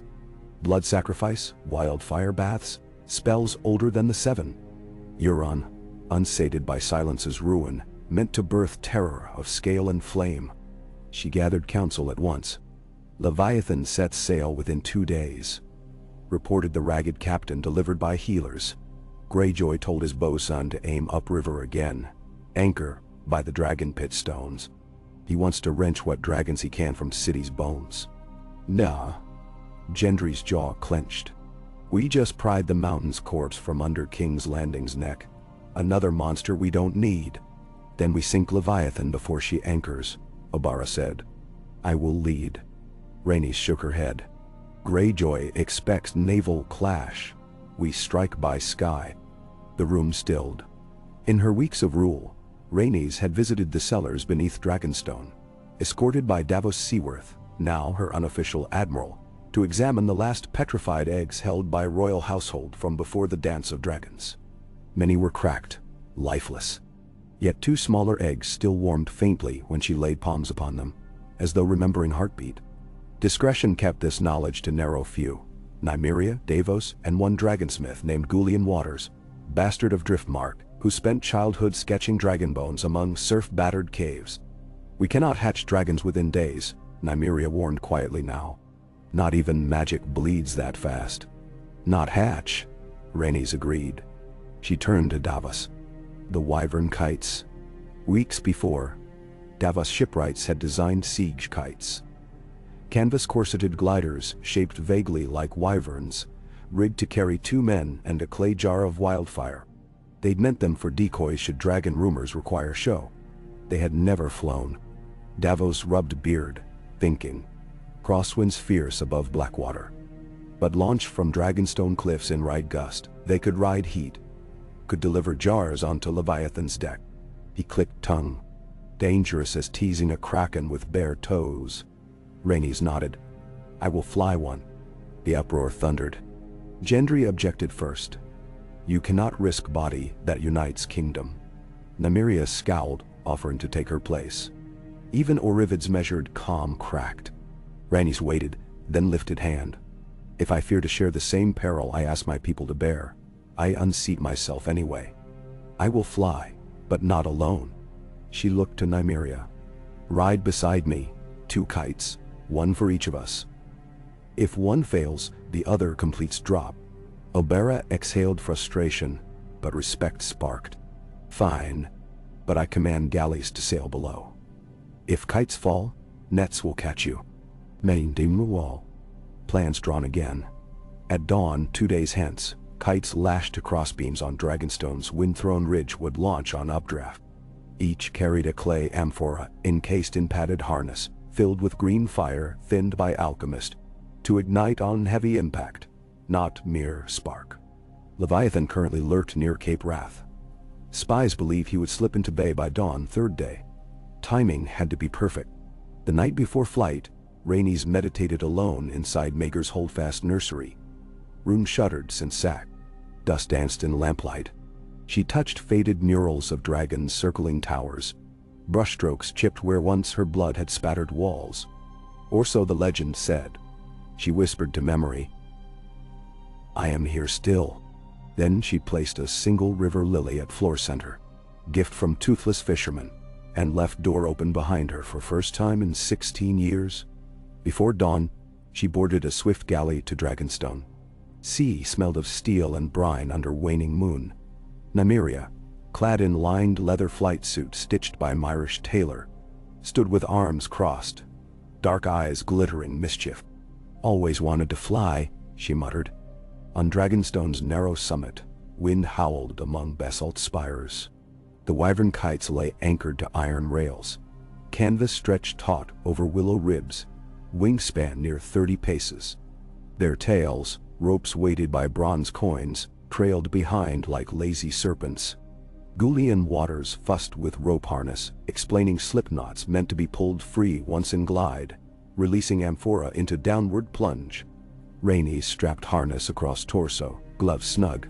She looked east. Dawn's gray was climbing. Far on horizon, silhouettes of Leviathan's weird rigging. Tors carved like gnashing maws, crept toward Blackwater mouth. Time, Nymeria said. They braced, waiting for updraft, signaled by wisp of steam curling from vents in cliff face. Then Gullian released pin. Kites surged, canvas snapping. They sprinted perched walkway until ground vanished. Air swallowed sound. For heartbeat, fall yawned beneath like abyss. Then lift struck belly and kite rose, sky embrace both fierce and exhilarating. Rhaenys braid whipped, tears sprang from wind. She exhaled steady, steering crossbar subtle. Nymeria glided a dragon length to starboard, grin wide as stepstones. Below, water shimmered slate. Flecks brighter than moon glimpsed. Obaris escort galleys, white wakes foaming. Ahead, plume of Leviathans burning pitch vents marked her like candle on black altar. The massive ship dwarfed any vessel afloat. 4 decks, banks of oars, iron-plated prow, carved into kraken crowned. From dorsal deck, jutted crane limb, lifting something massive under black tarp, likely egg. They angled descent. Morning sun speared horizon, painting water blood orange. Greyjoy's top lookouts finally noticed. Horns brayed. On deck, reavers scurried, fitting scorpion bolts. Rhaenys steeled nerves, gripping amphora harness release. 2 scorpion bolts whistled. One tore a chunk of Rhaenys' left wing, canvas flapping but frame intact. Kite yawed. She corrected with torque of hips, heart hammering. Nymeria dived steeper, skimming bolt arcs. Leviathan grew huge, deck figures distinct. Euron himself at prow. Arms spread, one eye glittering blue in dawn. He seemed to laugh, gestures welcoming. Rhaenys waited until directly above, maybe 50 feet over deck center. She yanked cord. Amphora dropped, leather harness snapping free. For a fraction moment, it seemed too slow. Then it shattered on iron plating near crane. Flame erupted emerald, rushing across deck as if starved. Scream smoke, a barrel exploded. Nymeria's jar struck mizzenmast. Green tongue spiraled upward, engulfing sail. Heat gust blasted kites upward. Rhaenys felt eyebrows singe. She banked hard starboard to escape updraft of fire. Nymeria looped port. Below, Leviathan twisted, deck aflame, men leaping. Yet Crane still held egg, black and gleaming now amid sparks. Euron pegged lines, hair whipping. Rhaenys's half-torn wing lost coherence. Kite plummeted. She fought control. Spotted Obarus galley nets 15 ship lengths away. Unhooked body harness. Canvas ripped. She fell, wind roar devouring thoughts. She tucked arms, angled descent toward net. Impact jarred bones. She bounced, breath smashed out, but alive. Sailors grabbed, dragged her to deck. She rose shaky, scanning sky. Nymeria's kite began to spiral. Thad cut too hard. One rib cracked. She glided toward Leviathan's stern rail still blazing.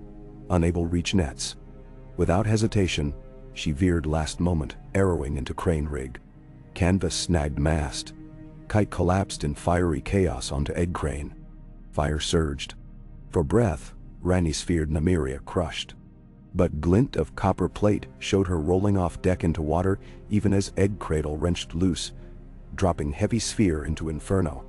Leviathan's inner hold detonated, chain reaction of stored pitch and stolen wildfire taken in earlier raids.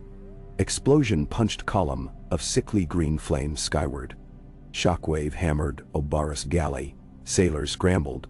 Rhaenys shielded face as shards of burning timber hissed into sea around. When smoke began to clear, charred remains of Leviathan listed, prow sheared, twisted masts leaning like ravaged trees. Of Euron Greyjoy there was no sign, burnt or fled into river, unknown.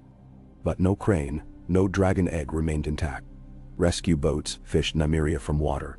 Half unconscious but alive. She coughed brine, laughed deliriously. "Fly again," she croaked. Rhaenys gripped her friend's wrist, tears mixing with spray. "Aye aye."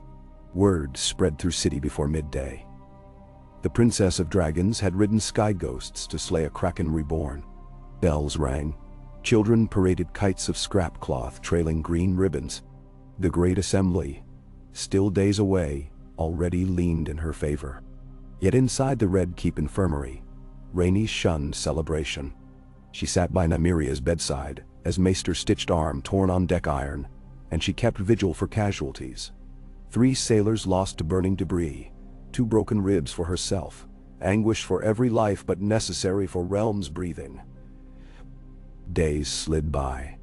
Assembly preparations transformed the dragon pit. Shattered shell swept. Dais erected where iron thrones, swords now reforged, decorated arch beams. Benches arranged in concentric arcs. Small folk nearest dais, lords behind, masters outer ring. Some scoffed that arrangement reversed hierarchical order, but Rhaenys insisted voice must carry upward, not downward. Delegates poured into city under banners seldom seen together. Moon and Falcon of Arryn, young Lord Robert rocked by sea voyage but determined. White Harp of Reeds, Triple Spiral of Hightower, Golden Tree of Rowan. Even a shy envoy from Iron Islands arrived. Lady Asha Greyjoy, iron circlets at wrists, bearing olive branch of driftwood carved into kraken half swallowed by sun. She offered condolences for Greyjoy crimes. She pledged Ironborn ore for rebuilding. She also delivered shocking intelligence. Euron not confirmed dead. A fragment of Leviathan wreckage, washed onto old wick carved with crow's eye over burning tower, implying survival. That specter cast cold shade, but Rhaenys could not chase every phantasm. She focused on Assembly Eve, when torches lit city from docks to Sept ruins. She donned simple mantle of midnight wool pinned by small dragon sun brooch, no crown. Nymeria stood able now, spear replaced by oak cane until ribs mended. Obara guarded alley routes with city watch, trimmed now of corrupt ranks. The assembly opened under pale autumn sun. Targaryen. Rhaenys stepped onto dais amid rustle hush. Choruses of gulls wheeled overhead. Dragon pit stones held warmth of bygone flame. She addressed throng not as queen, but as witness. "I ask you to name path," she said. "I ask you to raise not thrones, but houses common to every soul. House of bread, of learning, of healing. If you choose me to guide, I will guide. If you choose another, I will serve." She then stepped back. Lord Blackwood rose, delivering stirring recount of how armies once splintered realm, citing Dance of Dragons as caution. He nominated Rhaenys for High Chair of New Council of the Seven Flames. Representatives from each kingdom, rotating stewardship yearly. Murmurs of approval rippled. Yet Lady Asha stood second. She praised Rhaenys' mercy but urged broader break from monarchy, a confederation of free principalities. Her voice carried salty conviction. Some riverlords nodded. Next, Sansa Stark took floor. She wore gray gown lined with weasel fur, direwolf clasp at throat. Eyes calm, she argued for balance. "The North has learnt hard price of ignoring southern wars," she said. "We will stand with realm, not over it. But we insist no crown binds wolves to heat. We must be free to choose leaving if chosen counsel ever bleeds into tyranny." She ended with gentle nod to Rhaenys. "We trust in your fire of memory. We will judge by warmth of its hearth." Debates raged until dusk. Structure of council, length of steward terms, rights of smallfolk to vote on local magistrates. Guild spokesmen demanded codes protecting trade. Septon delegates wanted guarantee of worship freedoms. Rhaenys listened, seldom interjecting, except to remind courtesy. At day's end, scribes tallied voices for 3 proposals. A. Traditional crown for Rhaenys. B. Rotating Council of 7 Flames chaired first by Rhaenys. C. Confederation of Independent States. Majority favored B by clear margin, with C second, a last. Rhaenys accepted verdict gracefully. "Let flame be shared," she said, though some die-hard Targaryen loyalists sighed disappointment at no single monarch. The second day addressed Cersei's trial. She stood shackled yet regal in black mourning silk, eyes still burning. Witnesses testified. Pyromancers describing forced stockpile. Survivors of Sept Blast. Gold cloaks recounting orders to execute refugees. Maester Oravid summarized law. Regicide for King Tommen's death by neglect, crimes against Sept and noble houses, unlawful uses of pyromancy. Yet he also noted long tradition of pardons for rulers who surrender mercy. Lancel, trembling, voiced his queen's final plea: exile to silent sisters rather than execution. Debate hashed. Small folk voices thundered condemnation, but some lords feared precedent of executing sovereign. Rhaenys again abstained, heart heavy. When vote taken, tribunal ruled 5-2 for life sentence of solitary exile to Hightower's Star Island, under watch of faith. Cersei glared hatred, but accepted fate rather than gallows. Later, when guards escorted her to ship, she paused before Rhaenys. "Children be screaming," she hissed. Rhaenys met gaze with sorrow, not fury. "And they live again in what we build," she answered. No more words. Cersei turned away, a queen unmade by choices rooted deep. With trial concluded, final assembly day dawned celebratory. Edicts sealed. Abolition of crowns debt to Iron Bank, repayment schedule renegotiated with Reach grain bonds. Restoration of street orphanage program. Founding of College of Artificers to research safe uses of wildfire only for construction. Gendry accepted appointment as Master of Works, his hammer now symbol of rebuilding. Nymeria became Captain General of the City Watch, charged to integrate Dornish spear tactics with Gold Cloak Street knowledge.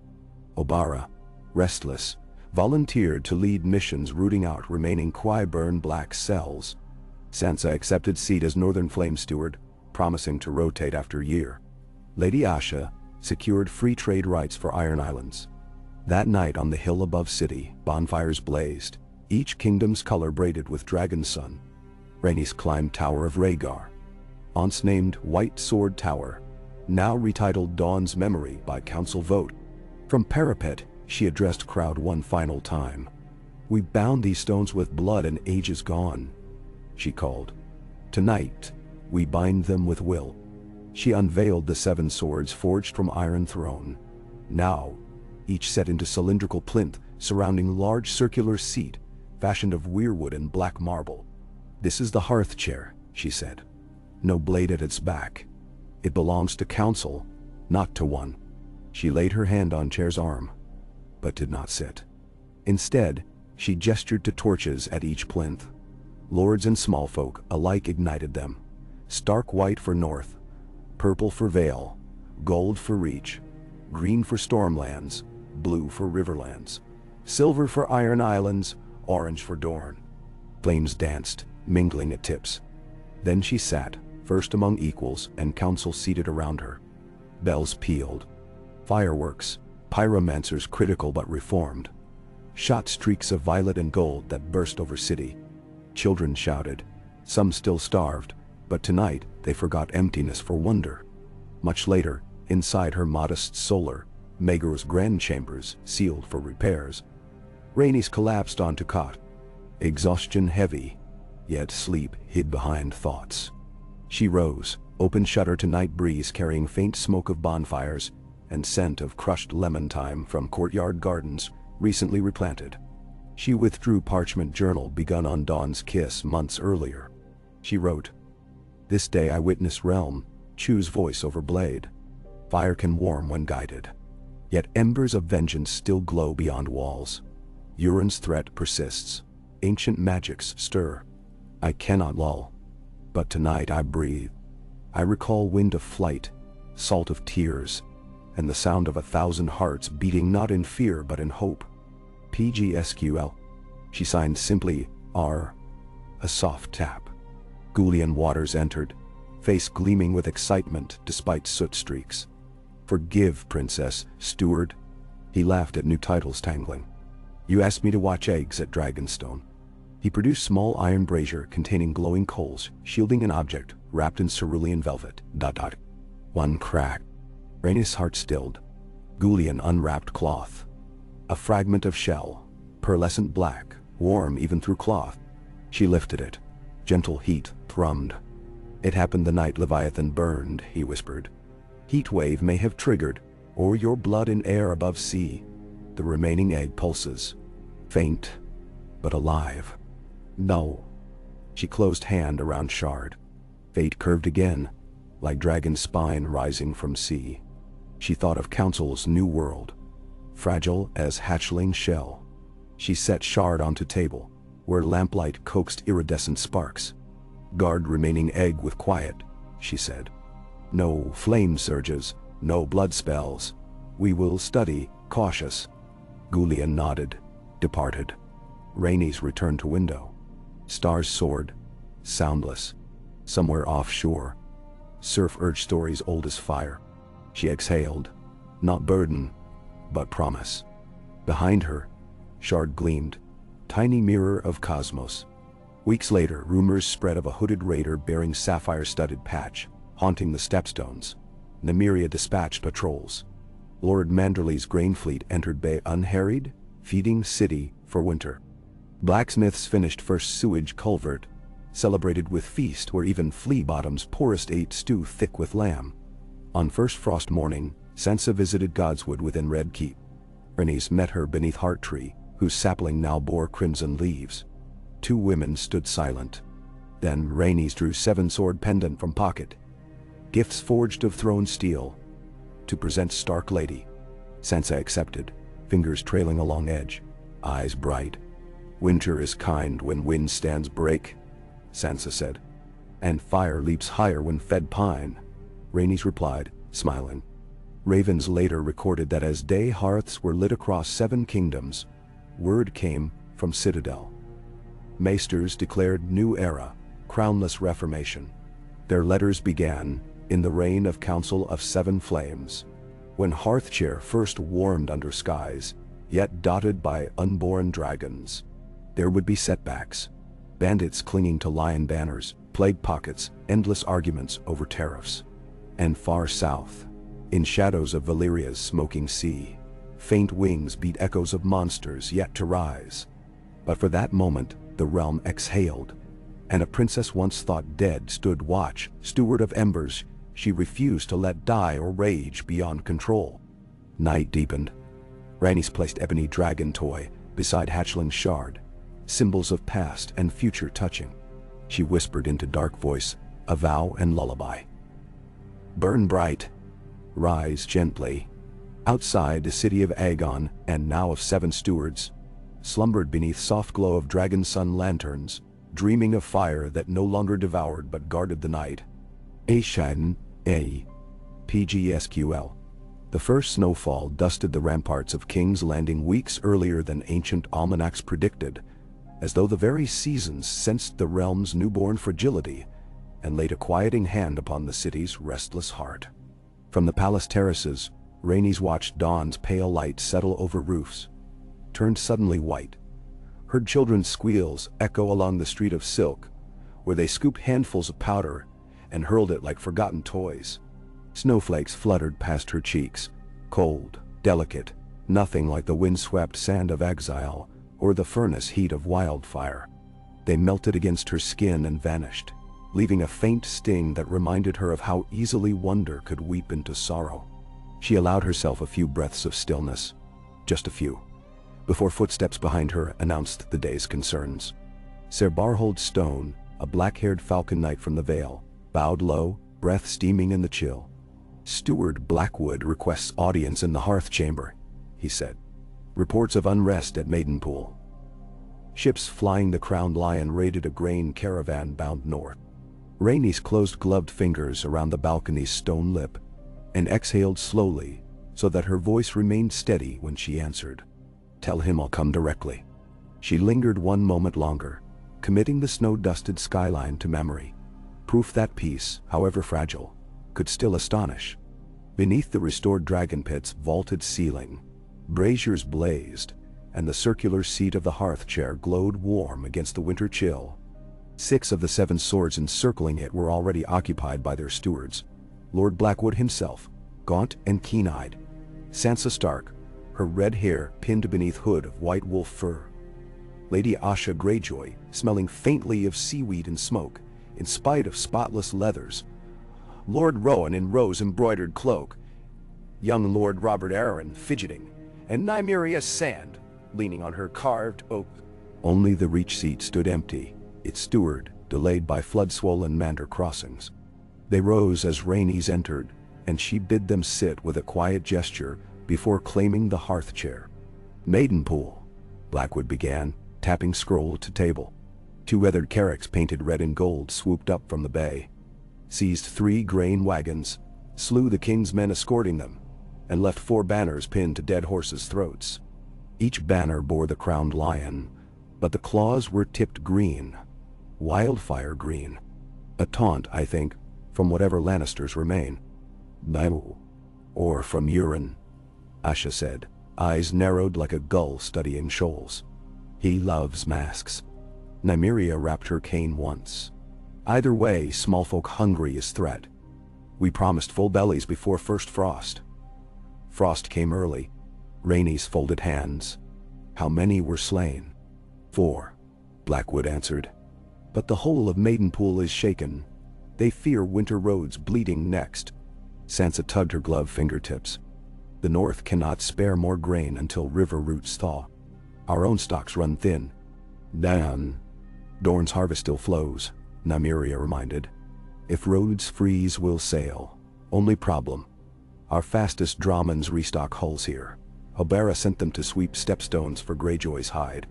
Rhaenys listened, knitting threads of logistics and sentiment. We dare not recall Obara now. The trail turns hot. But we cannot starve the riverlands. Asha, what of your island longships? Could they escort Dornish grain up to Maidenpool by sea instead of gullet roads? Asha pursed lips. We can. But we'll need anchorage rights along Crackclaw Point. And my captains will want assurances against reprisals for old raids. Them's whining on her. Rhaenys inclined head to Blackwood. Lord Tito's, Crackclaw's petty lords, answer your voice. Offer harbor, levies and pardon for Ironborn who come feeding, not reaving. Blackwood scratched jaw. It'll sour tongues, but better bitter words than empty bellies. I'll send ravens. Decision struck. Rhaenys closed dossier. But Sansa still leaned forward, brows knit.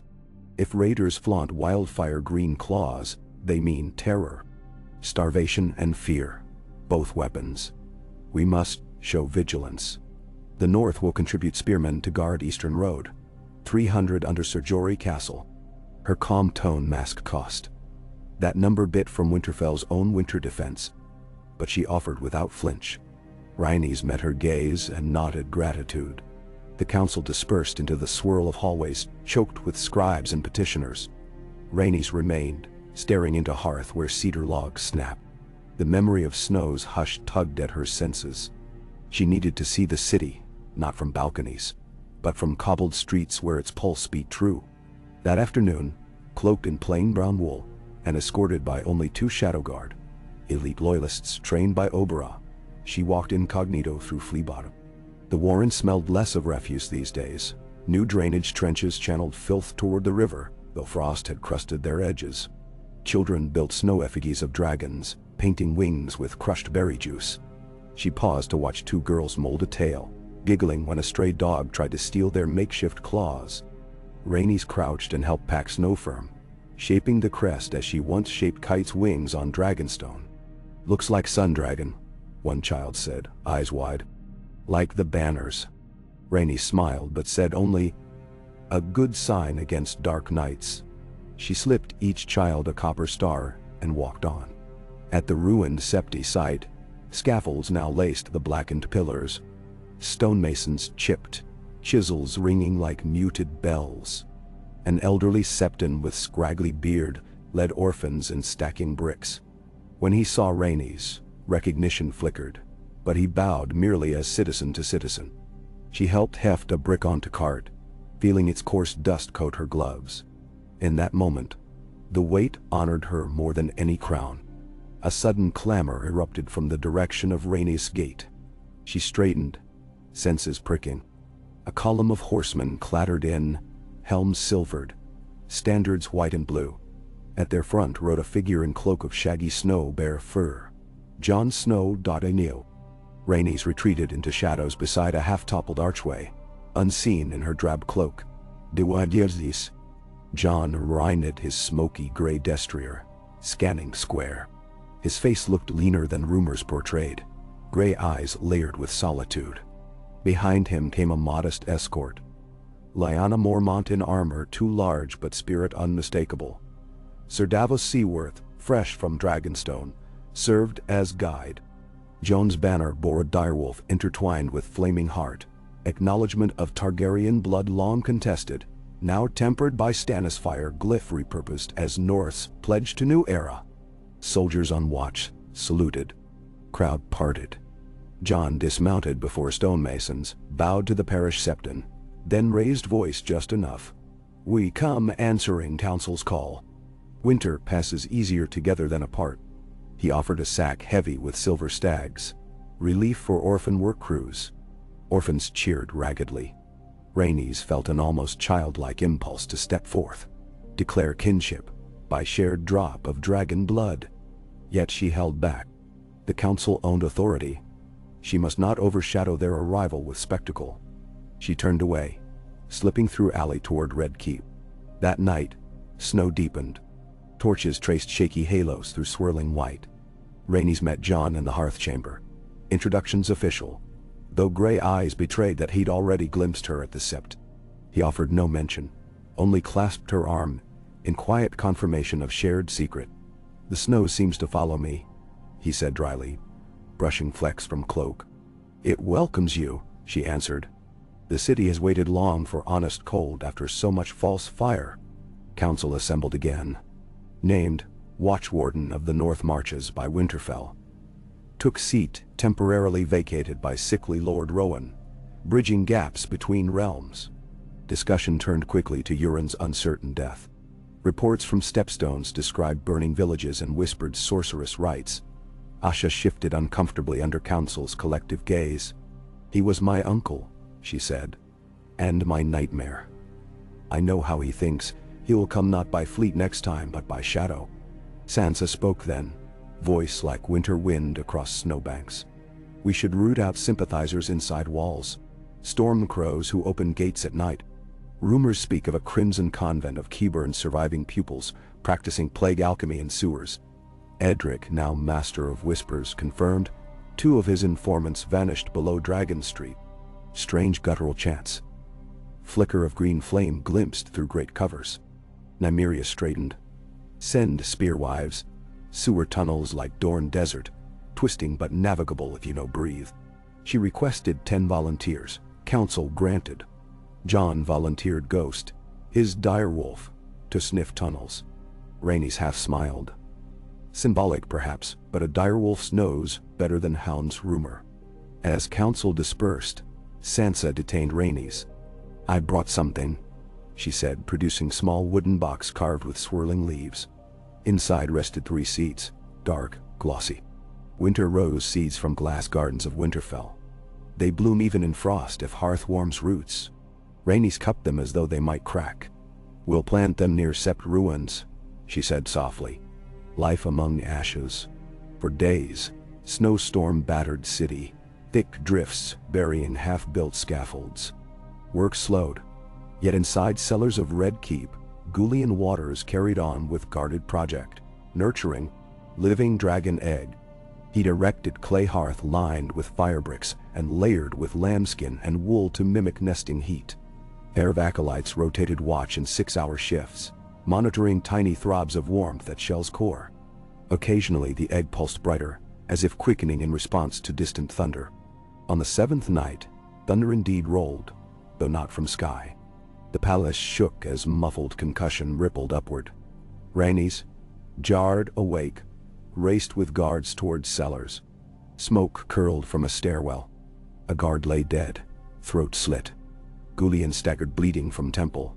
"They came," he gasped. Hooded shadows. 2 fled with egg. Oberys spies later traced wet footprints to old sewer grate. Chaos erupted. Sansa's Northmen sealed gates. Nymeria's watch combed tunnels, but icy waters slowed pursuit. Jon joined search with Ghost.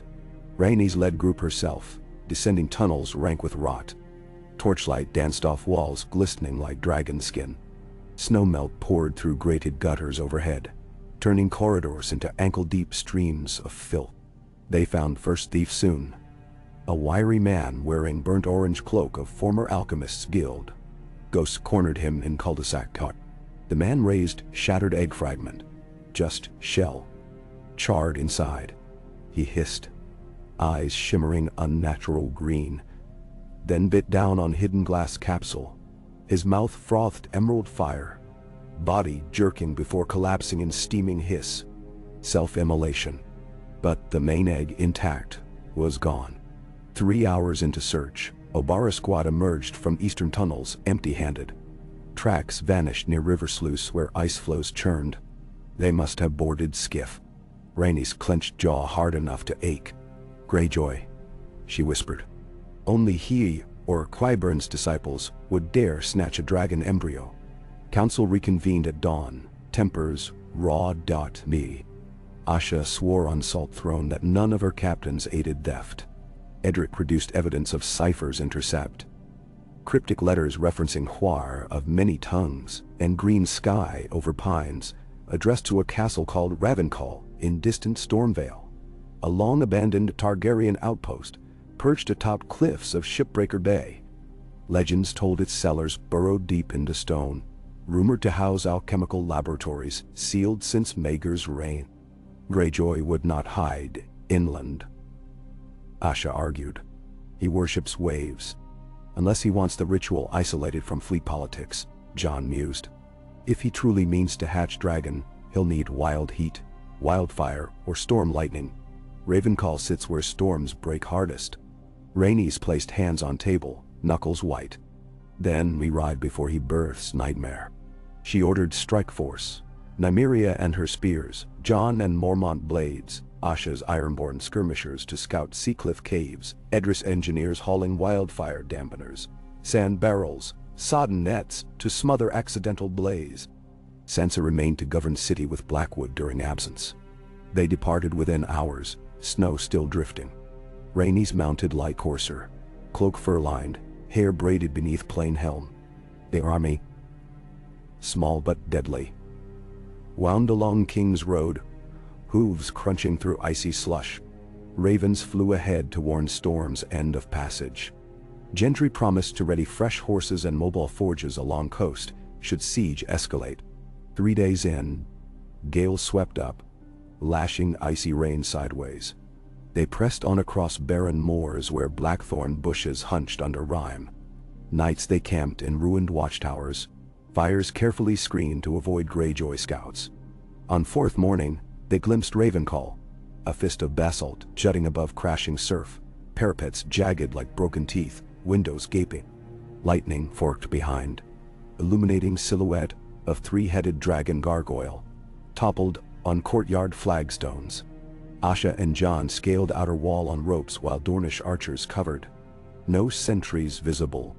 Inside courtyard, traces of fresh footprints marked snow, bootprints bearing iron studs.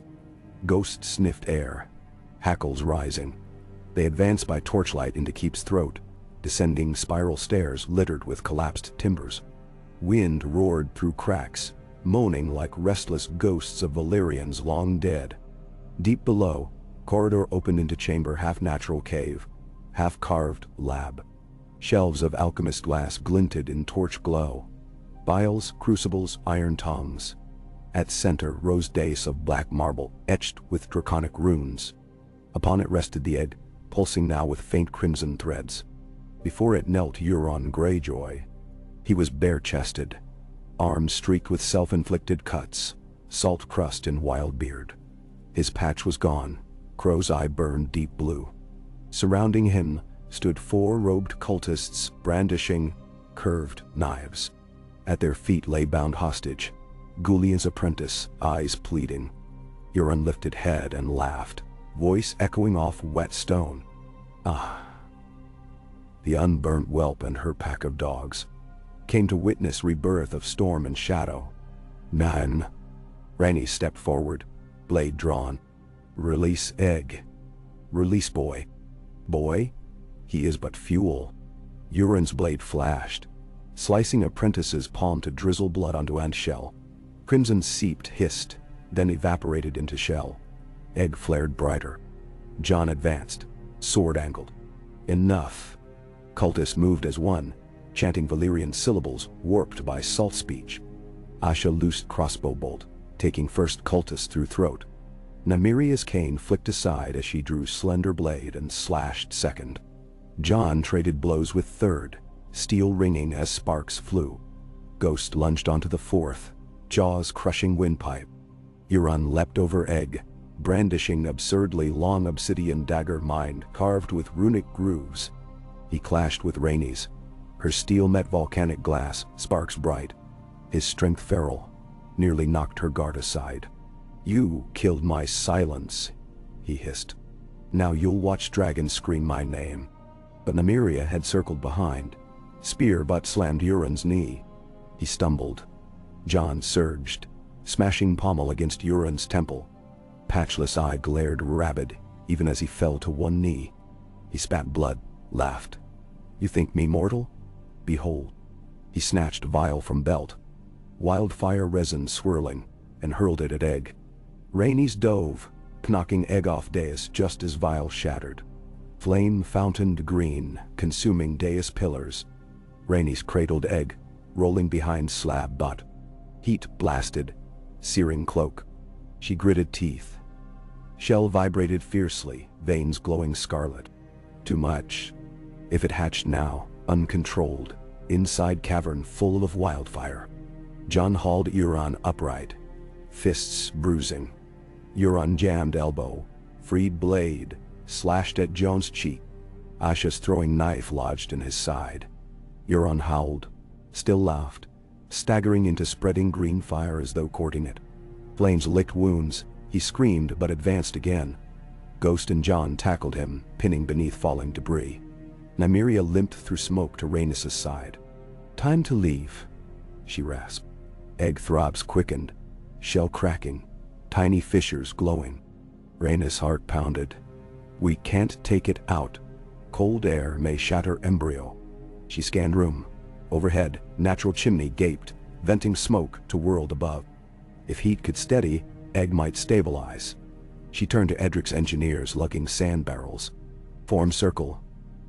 Smother wildfire perimeter. Control temperature, no sudden chill." They rushed to douse flames with sodden cloaks, pushing green tongues back. Crack of obsidian blade echoed. Euron erupted from brawl, face burned, eye white film blind. He charged Rhaenys. Nymeria interposed, spear lifted. Euron rammed, ignoring wound, grabbing spear shaft, yanking Nymeria close to headbutt. She staggered. Rhaenys pivoted, smashing pommel into side of Euron's neck. He reeled. Asha's second knife buried deep in his throat. The laughter died, replaced by a ragged gurgle. He collapsed onto dais, black blood mingling with melting green flame, eyes still wide in defiance before clouding. Silence fell except hiss of dampened fire. Egg's cracks ceased widening. Gullian's apprentice, freed by Jon, knelt to inspect with trembling hands. "Embryo lives," he whispered in awe. "Needs stable warmth, not wildfire spree." Rhaenys closed eyes briefly. "We move it to driftwood cradle near sea vent. Dragonstone's hatching grounds," she decided. Guarded day and night. They bound Euron's corpse in sailcloth, preparing for burial at sea. Ironborn custom. Asha recited brief prayer to drowned god, voice husky but resolute. "What is dead may never die," she said. "Yet his terror ends here." They lit signal fires. Storm broke overhead, rain pouring through chimney onto charred dais, hissing. Rhaenys watched smoke coil skyward, carrying echoes of screams and broken oaths. Return journey bore mix of triumph and unease. While Jon's scouts confirmed no surviving cultists, Rhaenys wondered how many more cells lingered in hidden dungeons across realm.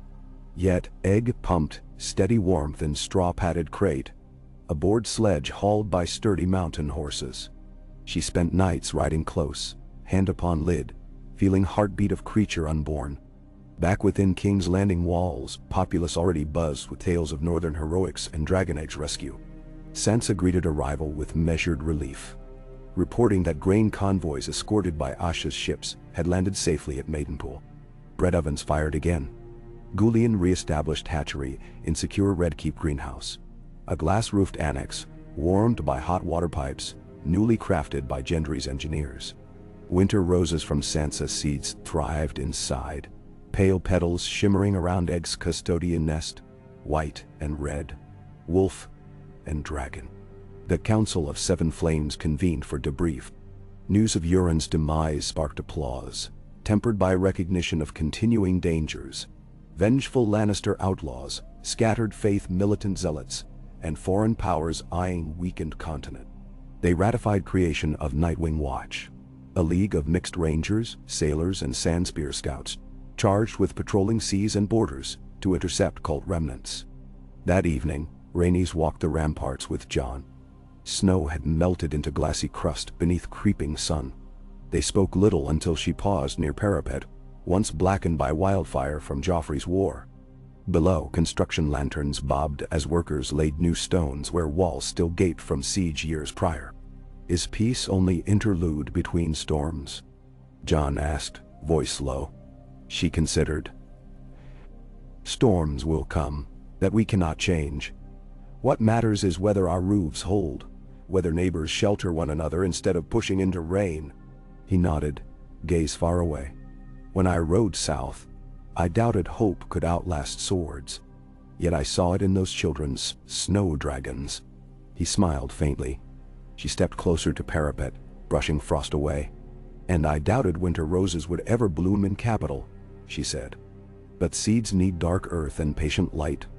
They stood long while, watching torchlit streets conjure constellations of amber in valley below. Somewhere beyond dark rooftops, orphans sang new rhyme. "Fire remembers yet warms tonight. Dragon and wolf, keep the long night light." The next moon ushered Long Night Festival, holiday newly minted by council to mark turning from war to hope. Lanterns shaped like 7 swords floated on black water, each alight with candles. Rhaenys sent the first lantern drifting, inscribed with names of the dead: Elia, Rhaegar, Aegon, Oberyn, those children lost in Flea Bottom blast, sailors drowned beneath Leviathan's wreck. The river carried their lights out to sea. On festival's final night, Gullion rushed to council door, breathless. Egg had shifted, cracks widening in symmetrical star. All stewards hurried to greenhouse. Moonlight spilled through glass roof onto nest of weirwood shavings. Tiny chirrup, vibrated shell. Maester Oravid and Gullion kneeled ready with damp towels and warm milk mixture laced with burnt bone meal. Rhaenys sank to knees, tears unbidden. She whispered, Valyrian lullaby, once hummed by Elia. Gel Zixis, Nu Hadona, Nike Jehor Vestri. Light are you, my sweet, I will protect you. Shell fractured. Saffron membrane parted. A hatchling, ebony scaled with faint gold edging. Colors of dragon sun. Poked narrow snout into world. Exhaling puff of steam. Wings unfolded like wet parchment. Eyes opened, swirling violet like mother's, rimmed in red. Gasps echoed. Even stoic Sansa laid hand over heart. Jon's stern features softened. Hatchling tottered, emitting plaintive squeak. Rhaenys extended gloved palm, tiny claws gripped. Heat pulsed through glove, pleasant rather than painful. The dragon blinked at her, then curled tail around wrist as chick would. She laughed through tears. Welcome, little Dawnfire, she murmured. Council remained silent, awestruck. Nymeria whispered, Fire remembers indeed. Rhaenys rose carefully, cradling Dawnfire. She addressed friends, no longer just fellow stewards. This hatchling is not a weapon, nor a throne. It is promise and caution alike. We will raise it with wisdom, not greed. Nandarawasakot. Jon bowed his head. Dragon and wolf once tore realm, now they guard it. Bells rang across city, in spontaneous chorus. People spilled from taverns, gazing skywards, not in fear but marvel, though they could not yet see fledgling no larger than cat. Word spread like sunrise. The dawn dragon lives. Months rolled into new year. Culverts finished. Famine eased. Council codified charter guaranteeing elective stewardship, rights of guilds, and an accord with Citadel, establishing neutral archives in Sep's reconstructed vaults. Trials of Lannister loyalists replaced execution stands with restitution labor brigades. Stone by stone they rebuilt what they broke. Dawnfire grew swiftly, feasting on goats, stretching wings under watchful eye of experienced falconers and maesters who studied dragon lore free from fear. On first flight, Rhaenys rode not astride but walked below along curtain wall, arms outstretched like mother coaxing child. The dragon glided a dozen paces, then tumbled into hay bale, chirping indignantly. Laughter rippled across rampart watchers. Somewhere, threats still brewed. Pirate princes in stepstones, free cities squabbling, lingering shades of magic. But in the Red Keep's heart, new banner flew. Blackfield bearing 7-edged sun, encircling stylized hatchling rising. It fluttered beside direwolf entwined with rose, kraken entwined with trident, sunspear with spearpoint upward, symbols of united realms, each promising vigilance. Rhaenys ended each day with journal entry. Small victories, pains, jokes children told her while touring bakeries, glimpses of Jon sparring with Lyanna Mormont, who refused to yield even when tossed in snowdrift. Pages filled like mosaic of living tapestry. One twilight, again snowfall. She climbed tower alone. Dawnfire perched beside, wings unfurling as if to catch snowflakes. Below, city lights twinkled, each lamp a vow. She closed journal and whispered into cold hush. Fire remembers, but it also learns. Dragon chirped as though agreeing. She looked north where dim outline of looming wall met sky. Somewhere beyond, mysteries kept watch. She looked south where seas glimmered, east to dawn's direction. We mend this day, she said softly to dragon, to ghosts, to realm. And tomorrow we soar. Dawnfire leapt into falling snow, wings beating steady, sparks dancing along membranes. She followed its ascent until it became silhouette against bruised clouds, a single ember lighting path beyond storms. Nay. Sql. Snowflakes drifted in languid spirals through the endless hush of a late winter dusk as Rhaenys guided Dawnfire along the parapets of the Red Keep. The dragon, scarcely larger than a ram but already lithe with new muscle, hopped from Merlon to Merlon with an ungainly confidence that made the palace guards smile. Each bound lifted its gleaming black and gold wings farther from stone, and each thick puff of smoky breath that emerged from its nostrils dissipated into the twilight like miniature storm clouds. Rhaenys kept a small hunk of grilled lamb in her glove, coaxing the hatchling as a falconer coaxes a restless hawk. The city below was a patchwork of blue firelight, copper lamplight, and the faintest bands of purple fog where the Blackwater's evening vapors rose to meet the falling night. A fortnight had passed since Dawnfire's first fumbling flight, and already the dragon was doubling daily in appetite. Gullion Waters had complained, without real irritation, that the kitchens could scarcely keep pace.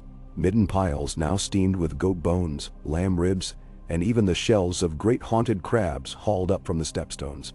But the creature's rapid growth was a promise, as much as it was a burden, and Rhaenys sensed that every citizen who glimpsed the hatchling felt some small jolt of awe, alongside the heavier, slow-beating drum of caution. They all remembered stories of dragons scorching fields and lords alike. They also knew this new world was too fragile to survive another dance. So she fed Dawnfire with her own hands when she could, demonstrating care rather than dominion, and sent traveling scribes to every corner of Westeros to describe what she was doing and why. Let transparency weigh against fear, she decided. Tonight, snow seemed content to mantle the city in a blanket of fragile innocence, but Lord Blackwood's earlier dispatch weighed on Rhaenys' mind. Trouble stirred along the Dornish marches again. Huntsmen from Nightsong claimed to have seen red-eyed riders racing across the high ridges, slipping between watchfires like wraiths. Nymeria had already dispatched 2 of her Nightwing Rangers to investigate, but Rhaenys sensed the pattern. Every month since Euron's death had revealed a new cell of Qyburn's fractured conspiracy still at work. Some had turned from alchemy to necromancy. Others were simply lost souls chasing the phantom of power that Wildfire once promised. As long as they remained, the realm's plastered cracks might split open at any strain. Patience, she whispered as Dawnfire hopped into her arms, talons scraping gently against the leather vambrace at her forearm. We'll fly farther soon. But for now, we wait, grow, learn. The dragon chirruped, then slithered down to wrap its tail around her waist like a sash of heated silk. She left the wall and descended into the keep, dragon perched on her shoulder. At the base of the steps, Davos Seaworth waited, cloaked in salt-stained wool, smell of brine always about him. His grin, at sight of Dawnfire, was warm. "Seems he's doubled since breakfast," he remarked. "Hell triple by new moon at this rate," Rhaenys replied. "What news from the harbor?" The tall ship Maidens Grace docked at sunset, sails torn but holds intact. "She's brought copper ingots from Old Town for Gendry's new aqueduct valves, plus 2 wagons of parchment from Tyrosh.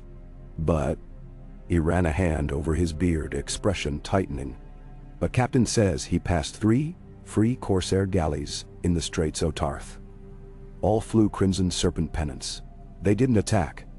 They were too busy tailing a Dornish grain carrack outbound from Maidenpool." Rhaenys' shoulders tensed. "We can send Nightwing patrols by dawn, but a day at sea may be too late." She stroked Dawnfire's neck, thinking, "If Corsairs believe our Coast Guard thin, they'll keep raiding until it bleeds the breadlines. We need deterrence, not simply response. Davos' brow furrowed. A show of strength. The young lord there's not quite ready to roar.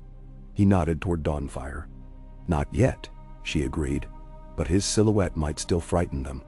The thought lodged in her mind, relentless as an arrow. Construct a kite, this time no mere glide, but a true canvas and ribbed effigy tethered behind a swift sloop at dusk, flaming cauldrons in its belly to paint the night sky with eerie glow. The corsairs would believe second dragon hatched and stalking the straits. It would buy weeks, months maybe, until Dawnfire's wings carried him of his own accord. She promised herself to propose it to Edric's artificers on the morrow. For now, fireside tasks beckoned. In the hearth chamber, the council gathered nightly through winter's long darkness, recording laws that would shape harvests and coin flows come spring. Tonight's agenda waited. The Riverlands petitioned for funds to dredge the Trident silt-choked tributaries. Merchants sought tariff relief for winter cloaks imported from Ibn, and maesters proposed an inventory of every unspent cask of wildfire still rumored in isolated keeps. As Dawnfire clambered onto his accustomed perch near the brazier, only after sniffing each council member in turn, Rhaenys settled into the plain marble chair. The 6 swords ringed her. Each steward took their place, parchment packets in hand. Lord Rowan had returned from the Reach at last, gaunt from fever, born of flooded Mander banks. Yet he bowed with the energy of a younger man. "The Mander is restless," he reported. "Whole islands of silt shift nightly, redirecting current and taking farmland with it. Each time, the water recedes it, leaves black mud fat with nutrients. But until we dam her properly, the Reach cannot promise full harvest." "Menteduan. We'll send the dredgers north once the Trident's cleared," Blackwood replied without rancor. The lords had grown into the habit of cooperation like brothers forced to share a single cloak on the wall. "But we also need grain for Moonsbride, where a winter plague took half their barns." He smiled ruefully. "The ledger's a 3-headed beast." Sansa unrolled her parchment next, slender fingers steady. "The North offers timber and stone for cofferdams on the Mander. In exchange, we ask for more hemp rope from Myr, which your ports handle best." Rowan accepted with nod, quill scribbling. Asha provided shipping logs to guarantee safe passage for ropes in ironborn hulls. In 2 hours, the meeting wove alliances like a weaver's shuttle. Rhaenys seldom spoke, letting stewards shape their province's futures. She added only the occasional nudge, a question about grain storage humidity, or a suggestion that the Citadel's new engineers inspect a proposed dike. The council's chemistry felt like a living dragon itself. 7 disparate minds bearing weight of a single winged body, each trust vital to flight. Dawnfire grew restless, and Rhaenys dismissed the gathering with warmth. As they departed, Jon intercepted her. A scar still bisected the length of his cheek from Euron's dagger, but he wore it like a ribbon of service rather than shame.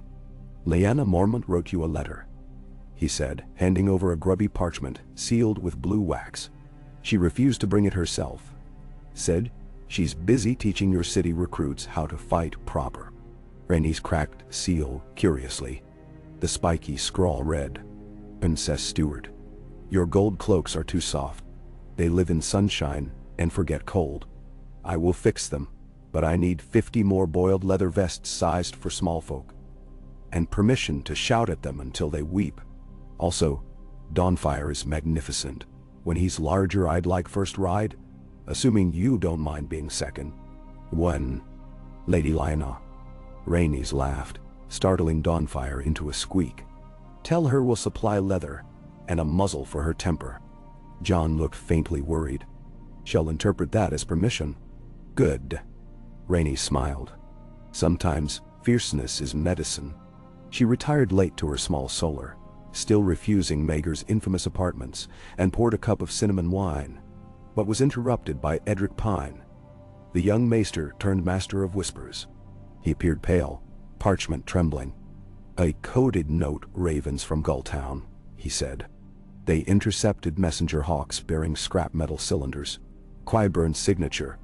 They contained only bone dust and a map of the neck, marked with blood ink blotches. "You know, the neck," Rhaenys murmured. feeling an old chill. She thought of stories of bog sorcery, of giant lizard lions and haunted weirwood faces glimpsed under black water. If the conspirators hide there, we must tread carefully. The Crannogmen know every reed and every secret path. We'll need reed approval. Jon, who had followed Edric in, nodded. Mira reed's due to arrive for spring thaw conference. I'll send Raven tonight. Dawnfire crawled up onto Rhaenys' lap, settling like purring furnace.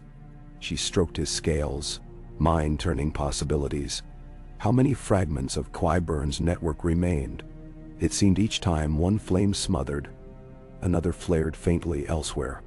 The realm's new piece could not fully bloom until those embers were stamped out, or converted. She recalled Euron's cultists murmuring about a choir of many tongues. Whispers claimed they studied languages of dragons, seeking to bend them to will. Perhaps this bone dust from Gulltown was ingredient for some grisly incantation. Over the next week, planning accelerated. Nymeria oversaw training of an infiltration team drawn from Nightwing Rangers and Crannogmen guides. Jon offered to lead, but Rhaenys insisted he remain near council. Losing 2 stewards on same mission risked governance. Instead, Nymeria's protégé, a cool-eyed woman named Tansel Corgil, took command. They set out with reed skiffs strapped to pack horses, slipping north along the King's Road before veering west toward the Mistwood's marshy borders. While they traveled, Rhaenys fought a quieter battle.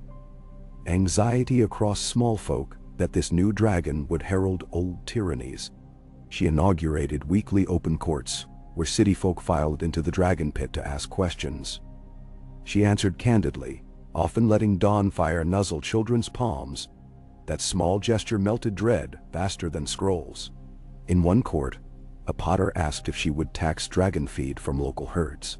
Rhaenys promised feed would be purchased at fair price from rotating farms, so no village sacrificed too much. Trust flickered like a candle flame sheltered in cupped hands. Then one night, as the gold cloaks changed shifts, a cry rang from the rookery tower. Tansel's raven returned, bearing 3 words scrawled in blood. Quire awakens drowned. In now. Panic rippled. Edric deciphered hidden code inside the blood smearing. A pattern of strokes indicated coordinates. Deep marsh near Greywater Watch. Rhaenys convened emergency council before dawn, braziers blazing sucked out. Sansa arrived wrapped in quilted cloak, face set in ice-calm lines. Gendry, called from forge, still wore soot across brow. Asha paced like caged seal. Quire awakens drowned, Sansa whispered, repeating message.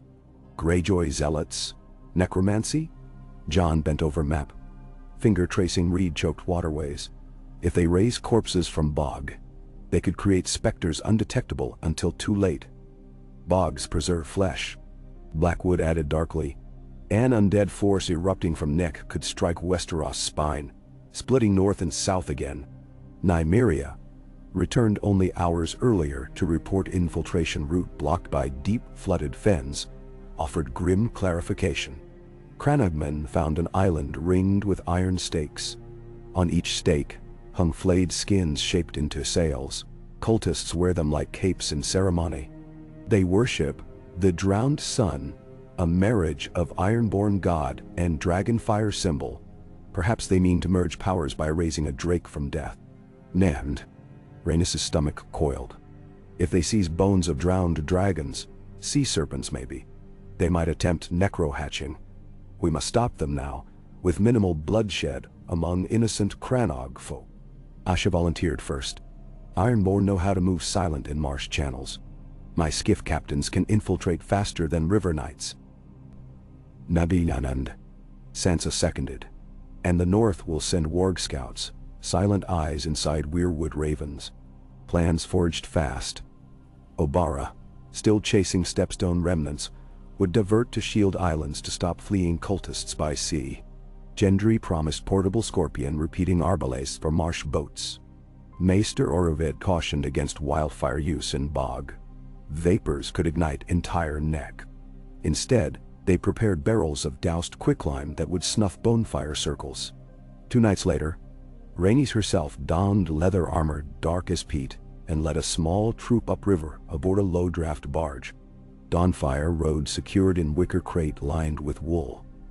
She hoped to keep him hidden, but he squawked at each heron they passed, causing ripples of nervous laughter among soldiers. They poled through labyrinth of reeds under moonlight, guided by Crannogman elder named Willis Greentoad, who spoke rarely and never once used both hands to speak while lifting pole. He balanced like waterbird. They found the cult amidst rotting metal ribs of a centuries-old ironborn longship grounded in muck. Torches ringed clearing where bone altars rose, smeared with blood and river mud. Hooded figures chanted in polyphonic drone, voices overlapping like thrumming hive. At their center, half submerged, lay giant carcass of what once might have been a sea dragon, fossilized bones cracked, cavity stuffed with waxy sacks of luminous algae that pulsed green. Dawnfire sensed corruption snarled from crate. Cultists fell silent, their chant shivering to stillness. Leader stepped forward wearing patched cloak of flayed skins, sewn into pattern of lion's paws and kraken tentacles. He pulled hood, the dead-eyed pyromancer who'd escaped Leviathan's deck. Face scarred by burns, lips cracked into grin. "Welcome, steward of false dawn," he croaked. Voice shredded. "We gather to birth the echo of your ancestors' nightmares. Join choir or drown in song." Spearmen parted to reveal 3 prisoners bound at knees. 2 Cranog youths and Tansel, captured earlier. Rhaenys' blood chilled. Cultists raised curved flensing knives. Rhaenys stepped into torchlight. "Release them, and you may yet live. Persist, and you'll feed the marsh." The leader laughed, tossed torch into algae sacks. A gout of chemical flame flared. Cranog youths screamed. Rhaenys cried, "Loose!" Ironborn archers unleashed volley. Nymeria spears rushed from side, blades flashing. Asha skiffmen surged. Jon, sword in hand, vaulted log to cut prisoner bonds. Chaos slammed clearing. Cultists hurled jars of bone dust that ignited in contact with flame. Marsh air filled with phosphorescent sparks. Rhaenys toppled 2 fanatics with reverse strike of spear, then sprinted toward altar where dragon bones steamed green. She upended quicklime barrel upon smoldering cavity. Plume of white smoke hissed, extinguishing reanimation fire. Dawnfire burst free from crate, wings beating, releasing jet of bright orange flame that licked torch clustered near prisoners. Scorching ropes but missing skin. Freed, the youths fled into reeds. The pyromancer shrieked wordless, drawing serrated blade coated in shimmering resin. He lunged for Tansel. Rhaenys intercepted, steel clashing. He was larger but unbalanced, blinded by fury. She parried, pivoted, slashed across his chest. Hot blood spattered snow-thawed moss. He stumbled, then hurled last jar of bone dust at her face. Dawnfire swooped, smashing jar midair with tail lash. Dust ignited harmlessly overhead, painting brief comet trail. Jon arrived, sword driving through pyromancer's back. The cult leader's body convulsed, talons scrabbling mud, and collapsed. Remaining cultists scattered, some diving into water lanes only to be felled by ironborn arrows from skiffs. When quiet returned, only crackle of dying flames echoed across ruined ship. Dawnfire perched atop bone altar, crooning triumph. His wings now spanned twice his first flights, the torchlight etched gold ribbons along membranes. Rhaenys stepped close, stroking neck until purr subsided. Tansel, bruised but alive, embraced Nymeria, who ruffled her short-cropped hair. "The choir is silenced," she said. Asha nodded grimly. For now. Rhaenys gazed around, bones of prehistoric sea dragons still glistening in moonlight. Flames out, but memories char. She sensed final chords of Keyburn's mad orchestra had ended, though robe notes might linger. "We'll burn these remains respectfully at sea," she decreed. "No more linger for nightmares." By dawn, prisoners freed. Cult ruins purged. Dawnfire soared above barge during return voyage. No crate necessary. He glided low, wingtips skimming river mist, delighting children in fairies who giggled and pointed. Words soared faster than wings. Dragon-protected nextfolk. Cranymen offered baskets of marshberries and carved frogbone trinkets as thanks, promising to keep watch for any new threats. In King's Landing, bells rang again, not for coronation, siege, or sacrifice, but to honor resilience. Council sessions lengthened, yet felt lighter. Problems still rose. Bandits pilfering silver mines, reach merchants bickering with Dornish vintners over barrels. But they were arguments of living, not surviving. The city's street stall sold dawnfire cakes, tiny sweet buns shaped like dragons, filled with honey and almond. Children wore woolen hats trimmed with felt wings. Rhaenys allowed herself quiet amusement. Let commerce sow hope. Spring equinox neared. Gendry's engineers unveiled first section of aqueduct, a graceful arc of stone carrying fresh mountain water into flea-bottom cisterns, washing away generations of filth. Rhaenys inaugurated flow, pulling lever while Dawnfire perched on arch, roaring. The stream surged, sparkling as crystal. Small folk cheered and splashed barefoot. Later, inside Hearth Chamber, Maester Oravid presented charter for Conclave of the Dawn, a university open to women, small folk and foreigners to study healing, engineering and ethics of magic. Rhaenys signed parchment with dragon-shaped quill. Sansa volunteered Winterfell's archives for satellite library. Asha promised scholarships for Selkie lore sailors. Jon pledged to send every orphan who could read. Night of equinox. Moon waxed silver over river, where lanterns once more drifted. Rhaenys, alone atop of Dawn's memory tower, opened journal to final page. She wrote, "Season turns. We weathered storms of fire, snow, and poisoned faith. Choir of drowned voices silence. Dawnfire grows. Council endures. I have no crown but carry weight heavier. Trust. When dragons next circle these skies, they will not herald ashes. They will shepherd dawn." PGSQL. She closed journal and set it beside ebony toy, now less black than hatchling's living scales. Dawnfire landed on balustrade, head cocked, eyes swirling violet, then turned toward horizon where first blush of sunrise painted sea rim. Rhaenys followed gaze. Ships bearing banners of many colors sailed up Blackwater. Grain from Reach, timber from North, incense from Sunspear, iron ore from Pike. She remembered Exile's loneliness, Courtroom's terror, Leviathan's green blaze, and Marsh's spectral choir. She inhaled crisp dawn air, salted by hope. "Fly," she whispered. Dawnfire launched, wings taking sunrise as engine, spiraling high until he became dark star against heliotrope sky. From distant streets, cheers drifted as people spotted ascending dragon. Not with screams, but applause. Bells joined, bright and brassy. Rhaenys placed palm over heart, feeling realm's pulse echo. Fire remembered, yes. But now, at last, it illuminated paths ahead instead of burning them behind.